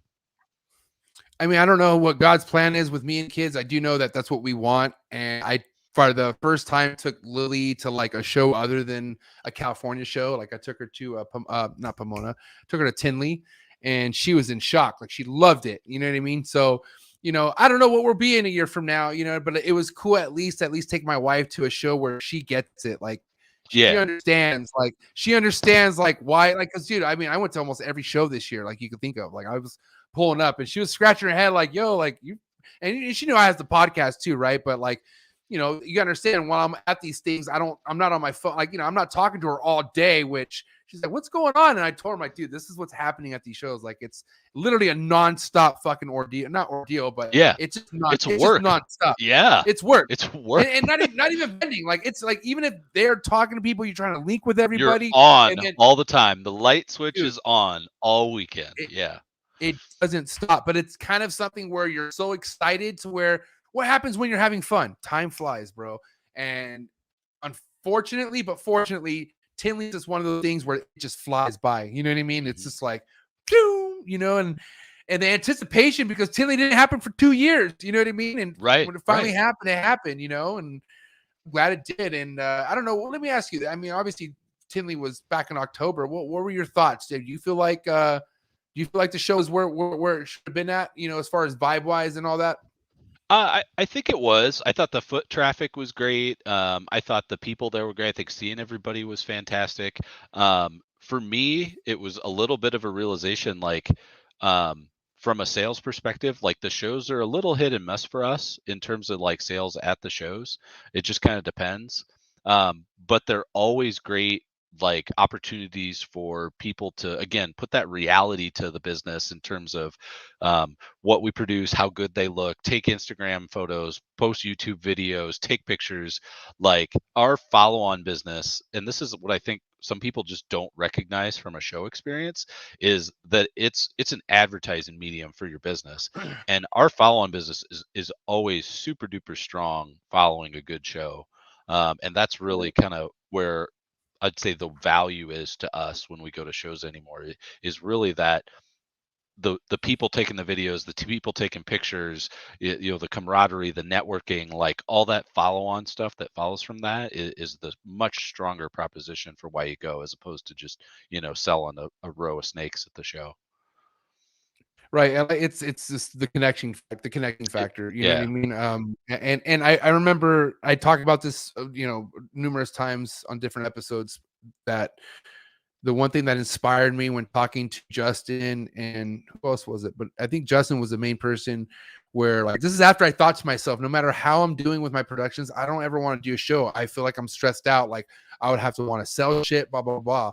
But then Justin was like, I don't come here to sell. Like, I'm here just to show my appreciation, why people love my work. I want people to see my work. And, like, dude, once the show's on cracking, just like your table and his table, it's, dude, your guys' table's flooded. You know what I mean? And you guys are busy throughout the whole day. But that's like, I mean, if I ever do get to a point where, I do have success with ball pythons, I do have success with fucking the other species like chondros and emeralds, I would then be like, yes, I would love to go to a show just to display all my hard work and let people see the quality. Because, like, at the end of the day, you can only love a snake so much through a phone. You see snake in person, That's right, bro. You see that snake in person, and it all makes sense. Like, it's if you're willing to spend $4,000 on a snake via phone, just wait till you see it in person. You know what I mean? Exactly. And I hope no one's spending $4,000 on a snake without actually seeing a $4,000 snake in person, because, I mean, there are people doing wild things out there, but I'm just saying, like, I know that there's no damn justice for a phone picture of a phone pic of a snake for That's you really right. see the quality of the animal. And that's why it's so cool to go to shows, and you can find that out yourself, for sure. Now I have to ask you, okay, no, go ahead, John. Oh, I was just gonna say, and shows for me, like, as a vendor, just based on kind of what I do, right? Shows for me are inspiration. So I mean, all I do is suck color out of animals. So when I walk around and check out other people's animals, I'm looking for, what would that look like with no color? What would that look like with no color? Like, I'm looking through stuff and thinking about that, and I honestly do get inspiration from other vendors, in terms of, that'd be a really cool project. I think I could turn that into Axanthic. That'd be really neat. So that's the fun part for me, is just walking around and kind of trying to get inspired. Now, I mean, I don't recall seeing anything but Axanthic stuff at your table. Is that all you display for the most part? I mean, it's all Axanthic shit, like everything? So not this last Arlington, but the Arlington before, a year before, was the first show, because I'd always had this goal. The first show where I filled the table, the 8-foot table, 4 displays, all visual Axanthics, not one hat, not one anything. And I intentionally did it. I mean, I had hats, but I intentionally brought a table where there was zero color. And it was everything I wanted to be and more. I want to do it again I haven't done it at a Tinley. I'm going to do it at a Tinley, I guarantee. Just because it was awesome. Like, people would walk by and they'd be like, is COVID supposed to take away your colored eyesight, make you colorblind? What's going on? Like, there's no color. I'm like, none. Didn't bring a single colored animal. They're all Axanthic. So that was fun. That was super duper fun. How many people have called you out and like try calling you bullshit on your animals? Like, I'm talking about, like, people who aren't really, because obviously with your social media you blow up and you obviously get more attention. But, like, how often are you telling people, like, this is not a Photoshop snake? Like, this is the real Pretty life. Rarely. Pretty rarely. Cool. Like, nice. In all honesty, like, again, it goes back to, go search out there, go look at, YouTube videos, Instagram videos, like, Real. all that type of stuff, history of photos and adult pictures and everything else. Like, You know, I'm a big proponent of when I take photos, I want to make it look as accurate, well, professional, like DSLR, good camera, light temp photos. I'm trying to make that animal look exactly like it does to the naked eye as best I can, color corrected, monitor, whole 9 yards, because I want at worst you to go, it looks the same as the picture. At best, I want you to say, wow, it's even better than the picture. So I try and get that because I think it's so important. I don't see how that isn't always the case. Somebody saying, wow, this is better in person, because you don't, like you said, you see it on a phone and you just have so many like what is, like, you know, is this even real life? And then you go and see it in person, let alone a table full of it, and it's like, holy shit, like you're scratching your eyes. You're just like, what is happening right now? Like, this is nuts. So that's funny. That's crazy. So, okay. So let me ask you this, John, with you establishing your, you know, experience working with ball pythons, have you switched anything up when it comes to like your establishing hatchlings? Like, have you always done the same thing since 2003? Like, or like, have you developed into some different like biting habits when it comes to feeding your hatchlings or adults any ball pythons? I'd say it's always been a learning process. Like, I'm still learning today of things that other breeders do and giving things a try to see if it works for me, that type of stuff. So it's definitely been an evolution of what works, what doesn't, what works for me, those types of things. I would tell you the one weird thing I do, which maybe isn't that weird. Some people raised an eyebrow at me when I told them that's what I did. So when my animals hatch out of the egg, I leave them in the incubator till they shut out. So a lot, chondro people do that. Yeah, so they're in 90-degree incubator with a little cup of water, all 6 of them, whatever, together until they all shed. Once they all shed, pull them. I take a clutch photo, and then I put them individually, house them, and then the following feeding day, I offer them their first meal. But I don't pull them out, put them in a tub together with a wetted paper towel and a water cup, you know, in the rack. Nope, I leave them in the incubator. So you skip that process. Like, you literally just let them do their first shed inside the egg box all together, and then you take your group photo and then you individually put them away. Yep. It's like a sim container. It's like why do more when you could do less and still have the same production? And I have a theory, right? Like, for me, what my theory is the higher temps, the better humidity, everything, the, you know, the environment, and the, I'm going to call it the stress of dealing with all the siblings and everything when they go through that shed process. It ends up, I think, causing them to be less scared of a prey item when they're first offered it. That's, again, theory. And then also, I think it metabolizes, because they're sitting at a solid, you know, 89 degrees. It helps them metabolize that egg yolk, and so they're actually hungry than that following feeding. So it's all theory, but it works for me. I have really good luck with it in terms of offering meals then, and first time hatchlings eating right away.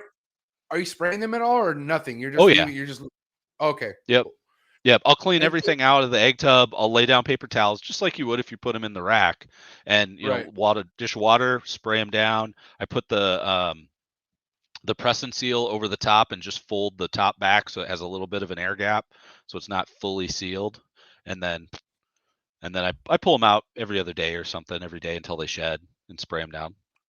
So you're taking them out of the egg, like you're taking them off the, like, for Merculite or whatever it is, they have them over the substrate, and you're putting them on paper towel. Yep. And just in the egg crate in the incubator. Yep. Okay, cool. I feel like that, you know, unless somebody needs, like, you know, they have clutches and they're like, oh, I need that incubator space, I could see why, you know, they would need to take the snakes out. But I've definitely made that trade before. Like, I need incubator space. Yeah. Actually gonna have to take you out. Sorry, you guys are evicted. So with that being said, what's your production like this year? I mean, how many clutches did you end up producing? This year we ended up with 29 or 39 clutches. I think it's 29. 29 or 39. It's a big gap, buddy. I mean, that's 10 clutches. So where are we at here? It's easy to forget. It's easy to forget because you start to blend all the different years together, unfortunately, is what ends up all happening. The black and white years. 29. It was 29 because I was really trying to hit either 40 or 30, but it was 30. So Is Yeah, and is that typical? Do you stay in the 30-40 range every it is. year, or what do you do? It's been all over the place in the past several years, and I'm going to have a callback to one of our earlier discussions. So, the year my son was born, I hatched intentionally very few clutches. I think it was like 7, because I didn't want to deal with a newborn son and a bunch of animals to take care of. So I took that, essentially restricted my pairings and did very light rotations. Still ended up getting 7 clutches. When my daughter was born, it was the same kind of thing. I think we got 11 or something. I may be mixing the two, but it was very low. We've usually bred every year for the past several years between 50 and 60 adult breeder females. We've got a 60 CB70 slots, and gotten around, when we're actively breeding all of them, between 20 and 40 some clutches. So it varies year to year, kind of depends on what's going on or how many of the girls are younger and stuff like that. All that being said, we made the conscious decision after how dead the ball python market has been the past couple of years. We made the conscious decision to, and I say that tongue in cheek, expand. So we're going to be breeding somewhere around 80 to 90 females this coming year. So quite the jump. Big jump. Now, what do you think that's going to do with your work, your day to day? I mean, you feel like you're ready for that, or? I think so. I mean, like I said, we've got some help, taking care of animals. So that's been really helpful. And then the other piece of it is I think it's just time. It's becoming really hard from a business standpoint to say no. And I'll tell you, one of the most difficult things I've had to make decisions on is getting rid of animals, like getting rid of breeder females that make money, that produce great animals and great clutches, just because I am raising up some higher end project or some passion project I want to have. So that's been really, really tough. So it's been a breath of fresh air this last year to actually not sell animals that I'm actually heartbroken to get rid of, because I'm making room for things I'm trying to formulate a new passion around. Okay, so I have to ask, and I'm kind of going through this right now, and I don't know if you go through this every year, or if this is sporadic that this happened, or if this has never happened to you at all, which I doubt. But how many times has somebody come to you knowing that the snake is not for sale? It's a fucking holdback. And let's just say it's the holdback. Like, it's something you're just like, no, motherfucker, this is, but then they throw a number that's so ridiculous at you. Like, it's ridiculous. And you took it. How many times has that happened? 5 or 6. Okay. So it's happened. Oh, for sure. Okay. Yep. It's happened at a show. It's happened online. Like, I want this animal. Well, it's not for sale. Tell me a price. I'm like, it's not for sale. I need a price. This much money. Bought. What? So yeah, for sure. That's half a dozen times. And what was your biggest mind, like, what was the biggest thing processing in your mind at that point? Like, when you were like thinking, fuck, do I keep it or do I sell it? What was the one thing you told yourself to convince yourself to, like, yo, just sell it? Like, what was it that you told yourself, if you could remember? I think it was when I said the number, I'm like, there's no way they're going to say yes to this. And then when they did, it was actually my heart sinking a little. But then, like, the thought goes through your head. Like, you're like, now I can tell them no. I can be like, no, I'm just going to keep it. I'm sorry, I can't do it. But I've been through that. I've been through that where I said, I want that animal. How much is it? And they've been like, this much. Okay, I'll buy it. And then the person would be like, I'm sorry, I can't sell it to you. And I just can't. I'm going to keep it, da, da, da. I'm like, okay. After I've been on the other end of that. He said, yeah. Ooh. So that's cool. Out of respect. So, ooh, wow. Yeah. So I'm like, all right. I said a number. They said yes. Damn it. All right. Now, usually I've been a little more tactful, but at the end of the day, I've started to realize, like, if there's so many different projects out there and so many things you can be passionate about, and especially if you're not like selling an entire portion of a project and just fully getting out of it, like if you sell a onesie twosie thing and get rid of it, it's not the end of the world, especially if you got good money for it, because you can always make another. Now, hopefully, it's not a better looking, version, but the best looking version is the one that went out the door, stuff like that. But I'll give you an example. I went through 90 eggs when we're talking Axanthic clowns. I went through 90 eggs of double het to double het breedings. I produced one Oh Axanthic my clown. God! One. You went in one 90 for, you went eggs. one for 90? 90. Double het to double het, one. I then imported at great expense a pair of Axanthic clowns from Germany because I'm like, I'm done. I've only gotten one. I'm never doing this again. So I imported Axanthic clown pair from Germany to actually increase my odds greatly. What a story! And by the way, what an audience! You have your Iowa boys in the building. You have Gen Z right. Reptiles. You have the homie Troy Schroeder telling you should have took the money on the Stormtrooper, whatever that means. Which we haven't really tapped too much on the Stormtrooper. We're going to talk about that in a minute. But then also you have the homie Robin. Man, this is the OG right here in the building. What's up, Robin? Oh, hey. Yeah.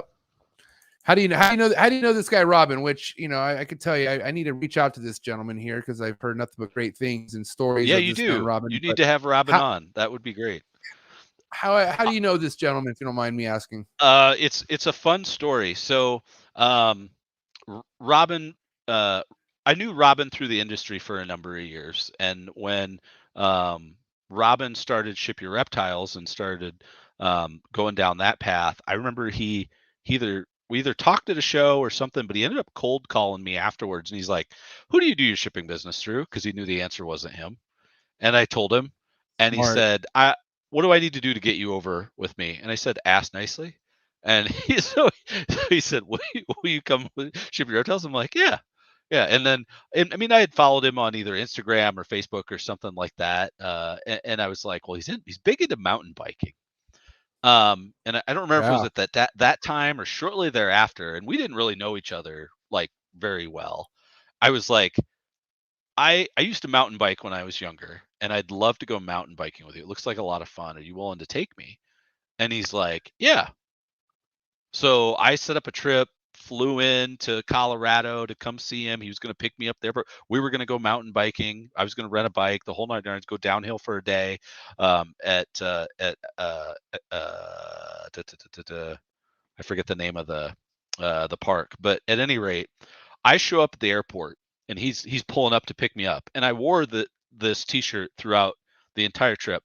I had a pink T-shirt, bright flaming pink. And on his Facebook profile somewhere was a picture of him from in high school taking a selfie, like in the mirror with an old school camera. He's got a full head of hair. He's all, buffed up Robin Markland from high school with his, permed hair and ripped, arms folded sleeves and the whole nine yards. And here I've got that picture of him, and it says, "Robin is my homeboy." And big unicorns on the side with rainbow mane running down them. That is the shirt I wore all through the airport, like the entire trip, until he picks me up, and he just rolls up and he's like, "What are you wearing?" He's like, "I can get a picture." And he took a picture of me wearing the shirt, and that was kind of my first introduction. I'm like, this is what I am, this is what I'm about, to Robin Markland right before we went on our first mountain biking trip. And there's been countless countless mountain biking trips, reptile adventures, sushi adventures. He got me big into sushi. He's the reason I have gotten into a very bad sushi habit. And then recently a watch habit. He caused that recently, which I've been trying to actively avoid. So he's gotten me into a lot of bad habits. Well, I have a buddy who's into watches. Shout out to the homie Tim, but my homie Tim is into some like 30, 40, 60K watches, and Jesus. It's like how the snakes are, though, man. Like the reason why they put money in these watches is because like it's better than money almost. Like it's a legit investment. Like these watches, like these collectors, like it's like a whole hobby, bro. Like it's nuts. Oh yeah. They get serious about it. I can see the appeal, because I got a watch as a gift from Robin, which was very cool. It's a Stormtrooper watch, which next time you see me at a show, I will most likely be sporting it. It's a custom-made Stormtrooper watch, and that just turned into like within 3 weeks, 10 other watches. And my wife's like, "What are you doing?" I'm like, "It's Robin. He did this." And she's like, "That Robin."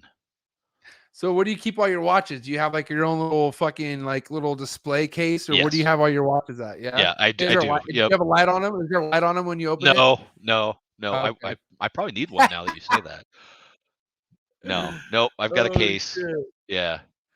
Hey, listen though, that's if you got it, man. I listen. At one point in my life, if I could drop money on watches, best believe I'm gonna have some nice watches because I'm like, if it's one thing, no matter where I'm at in my life financially, you will always see me smelling good, and I will always be like, I won't ever dress like a bum. Like, you know what I mean? Like, Yeah. those are like those are just my pet peeves, right? Or I'm also like a sunglass connoisseur. Like, I love sunglasses, bro. Like, I have fucking like some retro glasses that I've held on to. Anyways, so I can see myself getting into watches big time. You know what I mean? Because there are some sick ass watches out there. I can tell you that. I just, Yeah. I also, I don't know. I just don't see myself dropping 30K on a watch. But I mean, I don't know. Yeah, me neither at this point. I'm more the like, a couple $100 watch kind of guy. But Right. yeah, I've been trying to constrain myself, but we'll see. We go to a New York trip at the end of the month for sushi and fun. Maybe I'll get a watch. We'll see. Oh, that's Nicest watch I nice. have right here. It's for my That's wife. This is a cool. Movado. This is my wedding That's watch. My pretty wife bought cool. this. Oh, Yeah, she bought this for my wedding. And I dig that a Movado, lot, man. because I've always, if it's one thing about watch, I've always loved Movados. Movados is one of my favorite watches that, I don't really know too much about watches, but I've always known Movados has been my favorite. Shout out to the wife. But yeah. So Stormtrooper, bro, I have to ask you. Can you hear me? Yeah. Okay, sorry. I thought it went really quiet. So the Stormtrooper, man, let me ask you, where does the Stormtrooper sit right now in your projects? Like, what, obviously this snake is like a fucking like staple for you. Like this, everyone knows you for this snake, but like, what is it actually doing for you right now? So and this is a big reveal, so I waited for you for this, but I've actually got like 50 stormtroopers and holdbacks and everything. I've been producing them for Lies. 4 You're years. fucking. I'm just No, fucking with you. Wow, you caught on way too fast. I'm too predictable. Damn it. Because I was like, that means I'm getting one. I was like, hold on, you're fucking kidding me right now. I wanted it to be a lie because I was like, I can only imagine what he's going to charge for these. Oh man, that was good. You got me. That was a good one. I'm to flashback ever so slightly, I was really disappointed last year when I was like, she's almost breedable size, like 12, 1300 grams, and she's old as shit now at this point. So I started pairing her, and she bred once, and then just immediately quit eating. And I was like, I can't do it. I mean, I know she's got the age, but she's not big enough, and I didn't want to risk it. So I pulled back, and that was the not feeding part again, which has been a constant struggle since she hit 1,000 grams, and her show life basically ended because she was going to shows all the time back then. This year, I mean, she's been eating food aggressively for the last almost 3 months. It is ASFs, but she's been eating. I haven't weighed her, but she's probably getting. I'm probably going to be too aggressive and say she's almost 2,000 grams. Like, I'm fully confident that she'll pair and be fine. Like, I have no issues pairing her at this point. So I'm definitely going to put her in the rotation and hopefully get some babies from her. I've said this a few times, but I definitely think it's not something Kodam. I think it's either a complete fluke, totally could be a fluke, or it's something recessive. And if it's something recessive, I'm breeding something completely unique to her, just to keep it easy from a genetics perspective, and then I'm going to hold back a male and breed it back to her and see what I get. That's my plan. Okay. And you and I had this conversation about her kind of like getting finicky by bringing her to shows and whatnot. And you told me that she was back on fucking track, ever since, just keeping her away from shows and eating and whatnot. So let me ask you this: how many females have you had that hit that 1,000 mark and like were just really like sporadic eaters, but you like paired anyways, and that sparked hunger in them? Has that ever happened to you with any other snake before? Oh, for sure. I would tell you that from my collection perspective, and we could argue it's something I'm doing wrong, but more often than not, my females breed at 4 years, not at 3. Okay. So I'm getting females that are probably closer to 1,800 to 2,000 grams by year 4, and that's the first year I breed them. This actually goes back to some advice Tracy Barker had given me a long time ago. I think it's even in their book. But I give them a little bit extra time and wait, but I also will tell you more often than not, 3-year females for me are like 1,200, 1,000, maybe 1,500 grams. They're usually less than 1,500 grams at 3 years. So that's kind of, dude. Okay, good. I've been feeling pressure, bro. I don't know if I don't know what I'm saying. I don't know who it was exactly, but I just feel like a lot of people were saying they get their shit to breeder size after like 2 years old, and I'm like, dude, really? Like, hitting 1,000 gram their first year. I'm like, what? Like, what am I doing wrong? Like, and like, I think I've had like I've had maybe 1 or 2 off situations where the fucking snake just takes off, but like, it's not normal for me. Like, I'm like you, my girls are not going to about 3.5, like, Yep. no younger than 3 years, no younger than 3 years old. You know what I mean? Is when my girls are going. But like, at the end of the day, like, I almost like, with the chondros, right? Age is like your safe bet. Like, and with the emeralds, like, there's like a rule of thumb where like they don't really go off size, they go off age. Like, it's about the age. Because you have some chondro females that are a lot smaller than other females, but the egg sizes are the same. You know what I mean? Yep. So like chondro breeders will still breed a small chondro female if it's of age. So the age factor is always the most important factor, I feel like. Yep. And I don't know, like, I'm not really in a big rush. Like, I waited this long, I could wait 3 years for every other female. You know what I mean? Like, it's not a big deal to me. Like, I feel like super patient. Yeah. Yeah. I feel like that little bit of greed right there. If you could just eliminate that, you're creating longevity for the snake. You know what I mean? For just overall longevity, because when you play dangerous with those numbers, or when you play dangerous with like breeding too young and stuff like that, I mean, like, you don't know how they're going to bounce back the next year. Like, I feel like I had one snake that got pretty big, pretty young. I think she was under 3, and she laid a clutch. 2019 laid a clutch, and she didn't lay in 2022, or she didn't lay in 2020. And she didn't lay this year at all. And she was really young when she laid. She was a size. She was like 1,600 grams, but she was really young. And she has not laid a clutch since. So I'm like, kind of like, oh, fuck that. I just rather wait, Well, and I'll do another callback to kind of talking about kids in the years where I backed way off of breeding. It was both a refreshing year then with very few babies to take care of, but something I definitely didn't even really think about, which seems illogical. I should have thought more about it, is that following year, it blew up. Like, I had the most clutches I've ever had following those years where I had kids and took a kind of a year break a little bit with only a few clutches, where females produced more eggs than they ever had before. And I had more clutches than I ever had before. It's just because they had that break in between years. And that was kind of an eye-opening experience for me, which I kind of knew, but not in practice. And I think that kind of changed it a little bit for me. So nothing I haven't decided what I'm going to do with that information quite yet. But I think patience to the age of the animal and things like that pays. If the female's not quite ready, not got the mass on her, I'm, even from laying the year before, it's like, yeah, it's okay. She can take the year off. Right. Now, I know you said earlier the Stormtrooper is on ASFs right now, but what's the primary diet for the rest of the adults? Are they on rats? Rats. You have some? Yep. Okay. And you I don't know if you said this, but do you produce your own rats? Nope. No. Okay. I was gonna say, I don't know how the fuck you're doing that, because that's another job. Like, I did it for a short period of time. I did it myself in my garage, and I was like, this is so much more work than the rats, than the snakes are. I'm like, this is so much more work. Forget it. Forget about it. You literally have to have either no family or have a wife who's super cool to let you have no life but to do work, snakes, and rats. Because if you're doing all 3 of those things, you have no life. I'm telling you right now. Right. It's I remember when I was doing that, the gym, what happened with the gym was unfortunate, because like I said, COVID happened, and a lot of things shut down. And then I went to another avenue. Where was I going to go with that? God damn it. My mind just fucking went off to the deep end.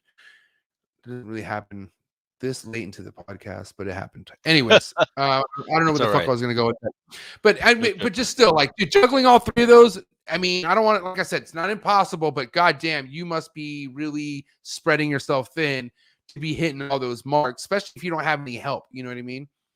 Yeah, and I do have some help. Like, so recently in the past, year or so, so Troy Schroeder's son, he ended up coming to Eastern Iowa where I live and going to school. And I'm like, hey, do you want a little bit of a side job? Help me out, help me clean cages and stuff. The best part about it is hearing him talk shit about his dad and me to be like, well, do you want to call me dad? Troy Schroeder has a son?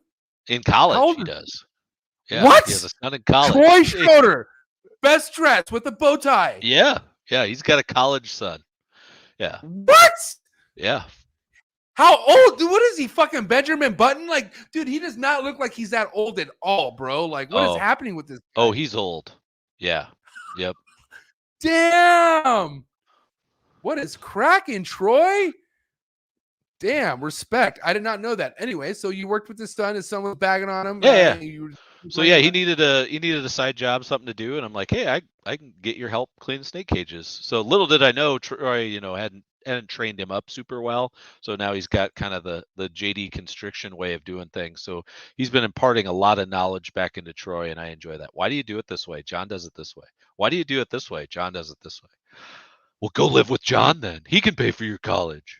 So. Yeah, the best part was for Father's Son's Day. I sent him a picture of me and his son having a nice lunch together. Oh my god, that is too funny. Hey, but honestly, out of respect, like I said, Iowa, I don't know how big the reptile community is altogether, but just you guys having each other's back right there is powerful altogether. I think it's awesome how you guys all bring each other together and whatnot. Because if it's one thing that like I love seeing in this industry is like motherfuckers who come together for each other. You know what I mean? Because at the end of the day, we should all be here for each other. Like we're all in this together. And there's so many things that happen with other big breeders, small breeders, whatever. So many political things that happened through shit back in the day, where like I feel like we're in a time of age where like unity is our biggest strength right now. Like it is, especially with fucking US ARC and their battles of people trying to just diminish our love with the animals and trying to take what we love. Just it's as big as a joke as it sounds. It's really happening and it's fucking scary. Right. It's stupid. Yeah, it is. It is. Yeah. Yep. So especially at when the end of the day, yeah. Go ahead. No, I was just gonna say, especially since you like almost built a career around it, right? I mean, it's shocking for me to think about. But yeah, almost having done this now 20 years, it's like, wow, yeah, to see some of that go away because of fear and whatnot is very sad. So definitely, this time more than any is always a good time to make sure we're all on the same page, working together. Now, I forgot to ask you this when we were on the topic of you going to shows, and I want to make sure I don't miss this because I'm very curious. But dude, like I said, you were showing up to Pomona shows and stuff like that. A lot of people don't dip into other fucking turfs of the country. They stay in their vicinity. So like, how do you plan that? Like, how do you go from one point of the Midwest to fucking a West Coast show with all these animals and still have the same setup you have in your hometown in a West Coast show? So great question. We've started to travel further. It's definitely more difficult. I'll say it this way, right? So the amount of risk that you're going to lose an animal goes up. So I take that into account. So like Tinley's only about 3.5 hours away. So that by far and away is the easiest show for us to go to, bring the most animals and display the best stuff. When we start getting further and further away, it's just like there's some risk I'm not willing to take in terms of bringing an animal, and taking animals that far away. But we've done a couple different ways. We've rented minivans and driven the whole trip out there and hauled much of the equipment and everything that we usually bring. And then we've also shipped stuff out and had like animal displays as carry-ons and shipped the animals to ourselves and got everything to fit in a suitcase for a banner and all that stuff. So we've done it a couple different ways. Very minimalistic setup, but yeah, it's doable. Now, do you have plans of coming to Pomona in January? We're actually talking amongst our Midwest coalition about going, but not necessarily to vend. Oh, just rolling up. That's so cool, though. I mean, because you eat know where the some party. fucking amazing sushi, talk to people, hang out. I've done it a few times in the recent years. Just go to a show in R&R, and it's awesome. Like just to be able to get to talk to people and the stress is off, and see what people have, and just talk through stuff is pretty cool. John, I hope you don't have any family or any like best friends in Pomona area. This is one thing I'm going to be honest with you right now. Yeah, go ahead. This seems for a lot of people fall through the cracks when it comes to this, because you have a lot of fucking people who come far to come to a Pomona show. They don't leave the Pomona area. They don't just drive down south to San Diego, 1 hour and 15 minutes to have the best Mexican food of their lives, to have beaches, beautiful beaches. Hey, to have the trap, come hang out with me. I'm telling you right now. Are you in San Diego, MJ? Yes, I'm in San Diego. I'm in the best fucking city in the world. And I have these VIP taco tour wristbands with your name on it. And I want to show you where I will see you in 2022 in San Diego, guaranteed. Let's go. That's what I'm talking about. Bring Troy, please. Oh, Troy, I won't bring him. You can't make me travel with him again. It's awful. He has to drive. I can tell you what, Troy, you can't be rocking that fucking those jackets down when we're going to eat to eat tacos, because we're gonna get fucking jacked. I'm telling you right now. So you have to just wear a normal shirt, please. I beg you. So slight tangent. I've been to San Diego twice in the past 6 months, and both times went across the border to TJ and down to Ensenada. So wait, in the last 6 months you've been to San Diego twice? What? You are lying. So wait, no. Okay, so you went to Ensenada with who? Family? So well, one of my my newfound good buddies actually lives out there with his family. We actually developed a relationship through a different podcast, and so him and I became pals through COVID, and then ended up having a family vacation together and rented an Airbnb just north of the Ensenada. And so went down through San Diego, went there that first trip for his birthday weekend, 4th of July weekend, and then went again for his wife's birthday to a fishing trip down in Ensenada. Dude, I'm telling you, fishing is beautiful down there. Are you kidding me? Down by the Baja? Okay, so what year? Was it like around September, August when you guys went fishing? Yeah, it was August. Yep. So season. So that's right. That's when everything's starting to like bite. Dude, no way. That is awesome. That's like, bro, I'm telling you right now, like everything I was ranting about wasn't even like the ocean side of things that we were just talking about. If you're into fishing, dude, you have some of the best fishing experience down here you'll ever have in your entire life. The deep seas are just different out here. I'm telling you right now. Yeah, for sure. I had never been deep sea, like ocean fishing before. I'm landlocked Iowa boy, so it's like, lakes and rivers and, monsters out of the mighty Mississippi, catfish and stuff like that. I love half-day charters. I'm not a full-day, 2-day charter guy. Like I could be out on the water a few hours, but then I eventually need to get my ass back to land. Like I don't know what it is. Just the whole thought of just not being where I could run safely where I want to run. And I just like, I don't know, swimming's not I know how to swim, but like I'm not a great panic swimmer. You know what I mean? Like, I'll hold your hand. I'm a registered lifeguard. Yeah. So are you? Hold your hand. Sweet. I am. All right. Yeah. Oh, respect. I'm also a pastor. I can get you married. You want to get married? I'm already married, bro. Look at that. Oh, you want to get married again? It could be to a guy. Sure. It could be to a girl. Anybody you want. I don't want a guy. I'm good right there. It's not my thing. Sorry, no Troy. offense to anyone else. I asked for you. Are you really a pastor though? Yeah. Yep. I got registered in Iowa as a pastor to officiate a friend's wedding. Fun facts. You're learning all kinds of fun shit today. This is sick. So wait, so it was just to officiate your friend's wedding? Like you didn't like follow up on it or like, do like a ministry or anything like that? No. That's cool. But so you're just literally at the end. Yeah, literally at the end, by the power vested in me by the internet, I now pronounce you man and wife. Yeah. So you could literally get anyone married at a show, like whatever, like it could go down. Yeah. Yep. I still got the paperwork, still valid. Yep. I have a couple of mine that I think I want you to get married in the next Tinley. I'm not going to say it on the show because I don't want to embarrass them, but we'll talk later about it. We can make it happen. Yeah.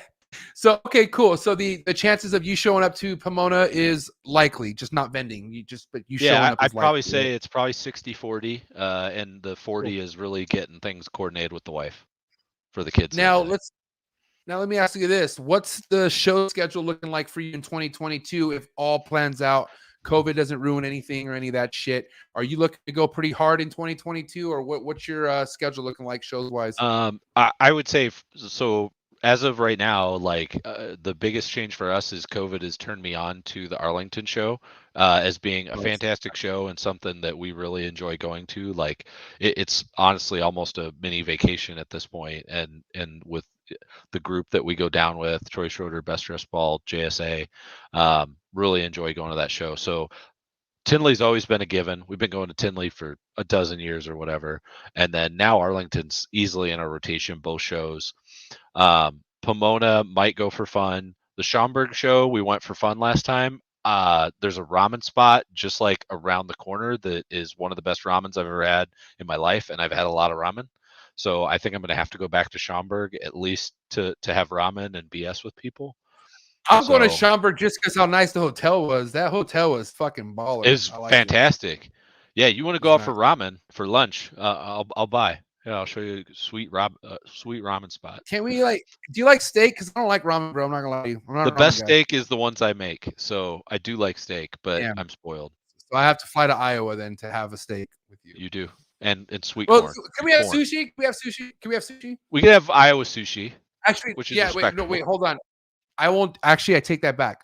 Because of Indianapolis, one of the worst places on earth, just so you know, no disrespect. I don't have sushi anywhere but San Diego. San Diego's got amazing sushi options. It's bro, the food in San Diego is spectacular. And you know what? Texas, terrible sushi. No disrespect, because after Indianapolis, I thought nothing could be as bad as Indianapolis. And then shout out to Bill Stiegel, God bless him. But he's like, I'll take. Where do you want to go, MJ? And his wife's like, yeah, MJ, where do you want to go? What does my dumbass say after the Indianapolis experience? I say sushi for some reason, thinking Texas should have some really good sushi, but no, they also put mayonnaise heavily into their crab and shit, which I'm not used to that. Like, I should not be able to taste mayonnaise in any roll, period, whatsoever. Like, that's roll sushi. Yeah, like mayonnaise in a roll, like mayonnaise, like mayonnaise. Rolls aren't real sushi. Well, it's sashimi, yeah, but for the most part, down here, if you get rolls down here in San Diego, it's real sushi. I'm sorry, I know what you mean. Yeah. But once you get a roll elsewhere, just how you order. Okay, you want to know? Here, calm down, AJ. All right, you want to know if you're at a really bomb sushi place? Order their seaweed salad. Okay, even if you don't like seaweed stuff, order their seaweed salad. Taste that seaweed salad. If that shit tastes like it just came off the fucking pier off somebody's fish that they caught, that's going to tell you the quality of their fish. If it's so like, oh my God, this is so salty and slimy. Like if it's slimy, basically, you're in a bad position and I would not order that sushi. That's how I basically, that's all. And hopefully, hey, Robin, correct me if I'm wrong, but I'm also a big, like, I've been eating sushi for a minute and I love sushi. And because of my horror experiences at Indianapolis, and this was terrible. Like I'm talking about, like this really almost changed me forever. I almost could not eat sushi ever again after this, John. And I love sushi. That's bad. Yeah, that's bad. It was, and like I don't really hate mayonnaise, but I guess I hate mayonnaise when I'm not expecting it to be in my mouth and globs of it. Does that make sense? I don't want to go down this rabbit hole. I'm a bunch of white stuff in your mouth, sticky. Yeah, I get it. You don't like it. Yep. Dude, Troy, I don't want to go again. Yeah. You said no. Oh my God. But I'll tell you what, sushi and Mexican food, they hold it down here in San Diego. I can tell you're not gonna I mean almost any food here. We have a lot of I've had great experiences in San Diego. Like we did omakase like 3 times while I was there on the last trip. It was fantastic. Hidden Fish, went to Hidden Fish, and then I'd have to look at the other spot. But the other spot just got a Michelin star within the past couple of months. I don't remember the name of it off the top of my head, but it was fantastic. Yeah, I've got a foodie Eats by John Instagram. That's where I post all the shit I eat or make or whatever, and there's a whole section on the San Diego trip. So. Oh my God, hold on. What is it called? Eats by John on Instagram. All right, I'm following that shit right now. Yeah, I see it. Oh wow, look at this. Dude, I need to start this. Oh wow, nice presentation. Can we look at this together? Let's look at this together real quick. Yeah. Let's do it. Because listen, at the end of the day, man, food brings people together. Okay, it really does. And food is something to where, like, regardless how you feel somebody, Oh yeah, food could just change all that especially when you're eating it. So guys, if you love food, go buy Eats by John right now. Let's check this out. All right, so now are these just mainly oh, there's some good stories here. Troy's even a part of one of these. Are these just mainly all on your travels? Like mainly these, or this is like a daily like thing? Are you posting your lunch here? Or is this like what kind of walk me through? It's not that frequent. So it's a mixed bag of things I cook and make myself, or things that I order when I go out of town and stuff like that. So yeah, that was in Arlington, if I recall, at the Biscuit Bar. Okay, Biscuit Bar. I'm going there for sure. Oh my god, that looks amazing. It was fantastic. What is this? It was called The Hangover or something. The Night After. I don't remember what it was called. But yeah, gravy and like chicken fried steak. Yeah, that's what that biscuit was called. Ooh, look at this designer sushi. Here we go. This looks. Oh wait, Peruvian food. Oh wow, what is this? Tell me about. Yeah, Peruvian food. That was downtown Dallas. What you got? Is that octopus? Arlington. Yeah. Taco. Yeah, octopus. Oh, nice. Okay, what is that red thing? What is that, like a radish, or what is that thing on the left? Like, I don't remember. I think it was a radish, like a Japanese radish with a little bit of like beet sauce or something on it. All right, a couple more here. Look, okay. Ooh, wow, look at this. So this is nice sushi. So this is the what you were just discussing right now, right? What you just is the place in Arlington you should go in Texas. Oh, okay. Oh, yeah, so this is in Texas. The sushi chef actually followed me. That was cool. The actual omakase sushi chef that we went and saw, he ended up following my page, which was pretty cool. Oh my god! Okay, so I want to call out one specifically to show you. So at the very top, there's a burger, that thing in the middle, right there, right here, right, with the onion rings and everything else. So oh Troy my god, Troy and I went to go pick up some racks, and I'm like, Troy, you're letting me borrow your truck. You're coming along with me. You're letting me borrow your trailer. I want you to go see Ozzy. No. This was in Wisconsin area. Okay. So we're picking up some racks, and Troy is like a meat and potatoes guy. That's all he drinks. All he eats, burgers especially, like to the point of infuriating me because he'll want burger for lunch and burger for dinner. But I'm like, we'll go wherever you want. So I end up doing my research like I normally do, and end up finding this Buddy's Burgers. And basically, I go in, and he's like, if the sign above the restaurant says, if you can think it, we can build it. And I'm like, I'm going to put you to the test today. And the guy's like, all right, bring it on. And that list is everything I had him put in that burger. Single patty, 3 kinds of cheese, lettuce, tomatoes, raw onions, grilled onions, onion rings, jalapenos, grilled jalapenos, sweet peppers, Gaia. What is that? Gardeniera. What is that? That's cheese, right? No, Gardeniera is like pickled like veggies and peppers. Yep. Okay. Bacon, soft egg. Like what's that? So it was like barely cooked. Yeah. Like sunny side up. Over easy type thing. Yep. Ketchup, mayo, hot sauce, ranch, and a corn dog. And a corn dog cut in half. You're joking. You put a corn dog in there too? Yeah, that's the thing on the top. Yeah. Oh, I see it. Dude, it's got half a corn dog cut in half. Bro, how did you feel after this? For somebody who has heartburn, very easily, like, no, you did not feel amazing. There's no way. I felt amazing.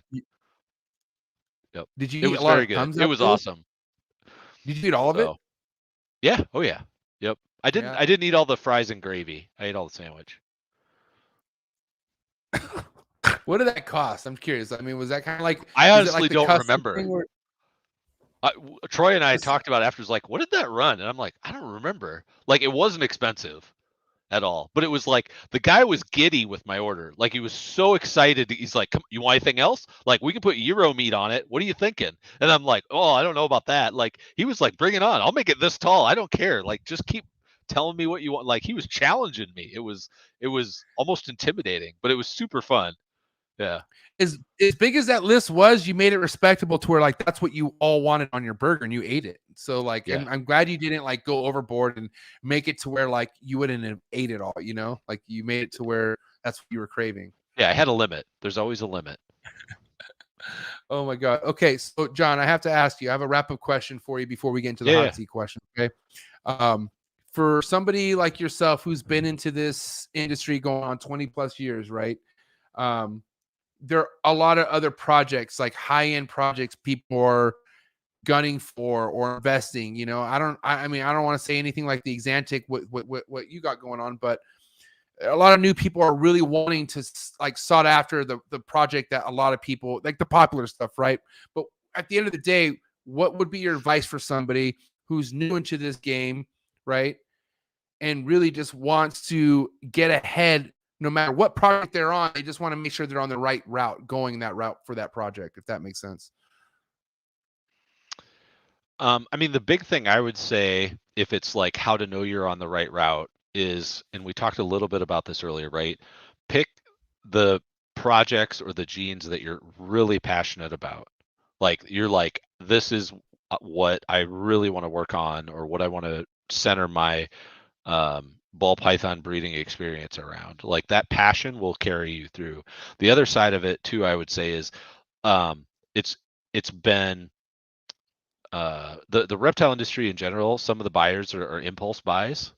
Be patient. Right. Be patient with the right animal, the right breeder, the right experience, all that stuff. Because if you get the right animal with the right look and everything you want in it, it's really going to pay dividends down the line. Because if you make the best of something, even if it's not the world's first, but it's the best looking one, that's advertising in and of itself. So that's probably my best advice to somebody is don't worry about making world's first as much as making the best of things, and be patient with it.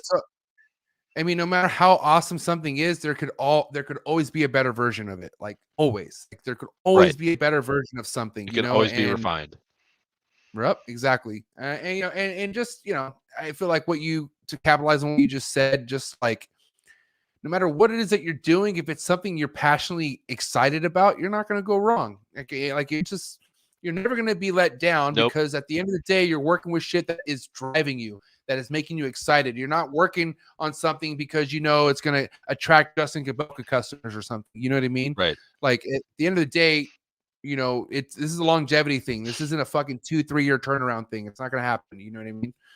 So respect, man. I appreciate you so much. This has been a great podcast. You're definitely somebody I could see bringing on here definitely more and more. I John, just that. because of with your experience and you know, just you know, with you holding it down in Iowa, man. I'm telling you right now, you Iowa boys definitely are fucking packing heat, man. And I'm glad I actually brought you on after I had Gen Z on and I had Troy on and and like you know, I feel like you were the fucking like you're like the final boss. You know what I mean? Like you're Koopa, right. you know, like 8-year-old Mario brother. But anyways, listen. Oh yeah, hold on. Hot seat questions. I got to serve you with the hot seat. You're okay. Let's do it. Let's do it. Bring it on. I've been warming up in the background. All right. Okay. All right. So we got hot seat questions coming in hot for the man JD. I don't need any explanation, John. Just do your best to just tell me what the answer is. Okay. Got it. Hot seat questions coming in hot. Here we go. Frozen Daughter live. Live. A cut or no cut? Cut. Day 52 or day 55? 55. Respect.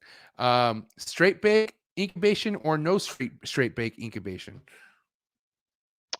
Substrateless incubation or same temps all the way through incubation, or do you fluctuate temps towards the end or something like that? Like same temp, solid. Straight bake. Okay, awesome.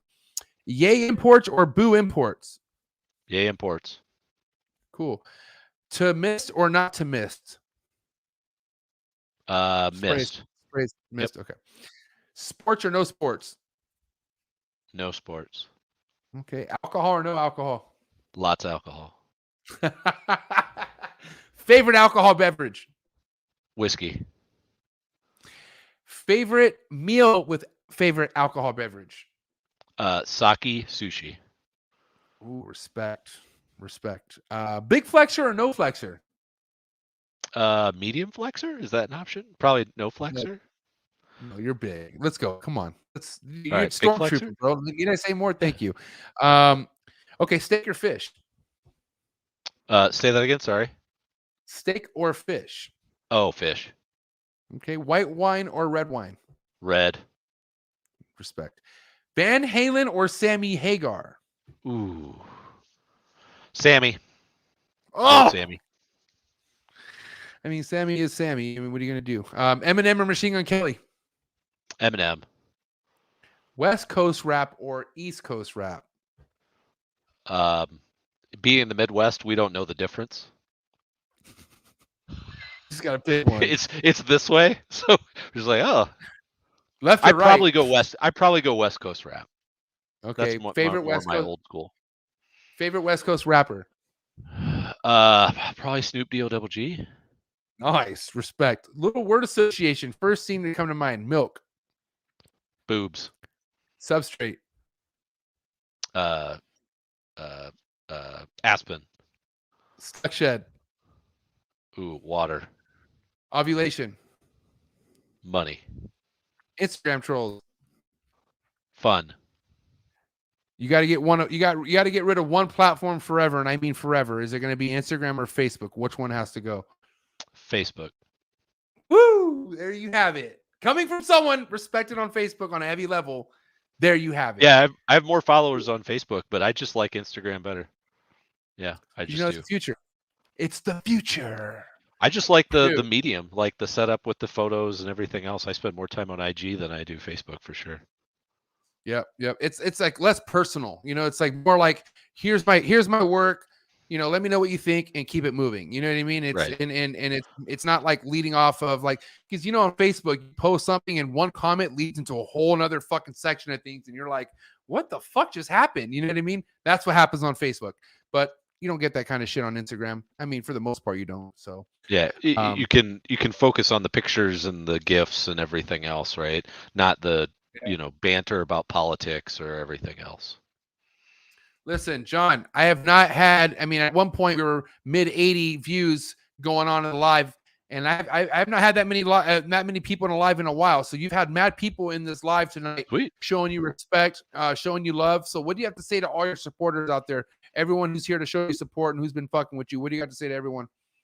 Just thank you guys for showing up. Appreciate it. Hope you enjoyed the show. Happy to do it again. By all means, next time you see me at a show, whatever, come up, say hi, tell me who you are. You want to take a picture of a snake, just ask. You want to talk to me, get a picture with me, just ask. Happy to do any of those things for people. Appreciate you. And remember, say your name after you say hi to John. That's right.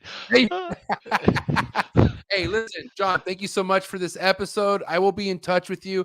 Definitely going to be talking to you at the next show I run into you at. Please. But again, man, enjoy the rest of your night. Keep killing it, bro, and keep inspiring. It really means a lot for you coming on the show. Have a good night. No, I appreciate John, you. Thank you for having me. JD Constriction, baby. All right, bro. Have a good night. Yeah, you too. Thank you. Appreciate it, MJ. Later, bro. Wow, what a guy. What an amazing episode. Thank you to everyone who dropped a super chat. Thank you to everyone who tapped in, learned a lot about JD and what he has going on, all built around passion. And like I said, he has an amazing crew of Iowa homies that are all down and respecting him and just backing him up. And man, all this shit. Anyone who tapped in tonight, appreciate all you guys. Make sure you guys don't forget to drop a like for the man John and drop a comment. Let me know what you liked most about the podcast. And then make sure you are ready for this week, this Saturday, right? This weekend, we're tapping into Canada. We got my man Dan from Big D Exotics, who's killing it right now on multiple platforms with species of animals. So I can't wait to see what he has going on. And yeah, also one thing I want to disclose real quick, guys. Obviously, throughout this year, you've had multiple people talking about scam, animals being sold that don't belong to them. So many fucking scammers out there. And it hasn't stopped. I feel like this year people just have no shame and they're just deliberately taking people's photos, trying to sell it. But either way, make sure you guys check out my vlog that I'm dropping tomorrow, which is all wrapped around scam alerts, shit to just be noticed. Like, there's small things you can do to just start looking. Like when it comes to like looking at a snake that's for sale on a platform, you just got to look at the whole situation. Okay. most important thing you got to look at is who's selling it, okay? Because at the end of the day, if it's somebody credible, then you're more likely should pursue that inquiry. But if it's a nobody, then there's so many things you need to look at, okay? But like I said, tap into that tomorrow if you guys can. And yeah, don't forget to subscribe, hit that notification bell, and just be ready to always tap into the coolest reptile podcast in the world, because that's what this is, and that's what you guys are. And I appreciate you guys' support so much. Be ready to tap in, because I can't wait to bring more heat. And I'm out.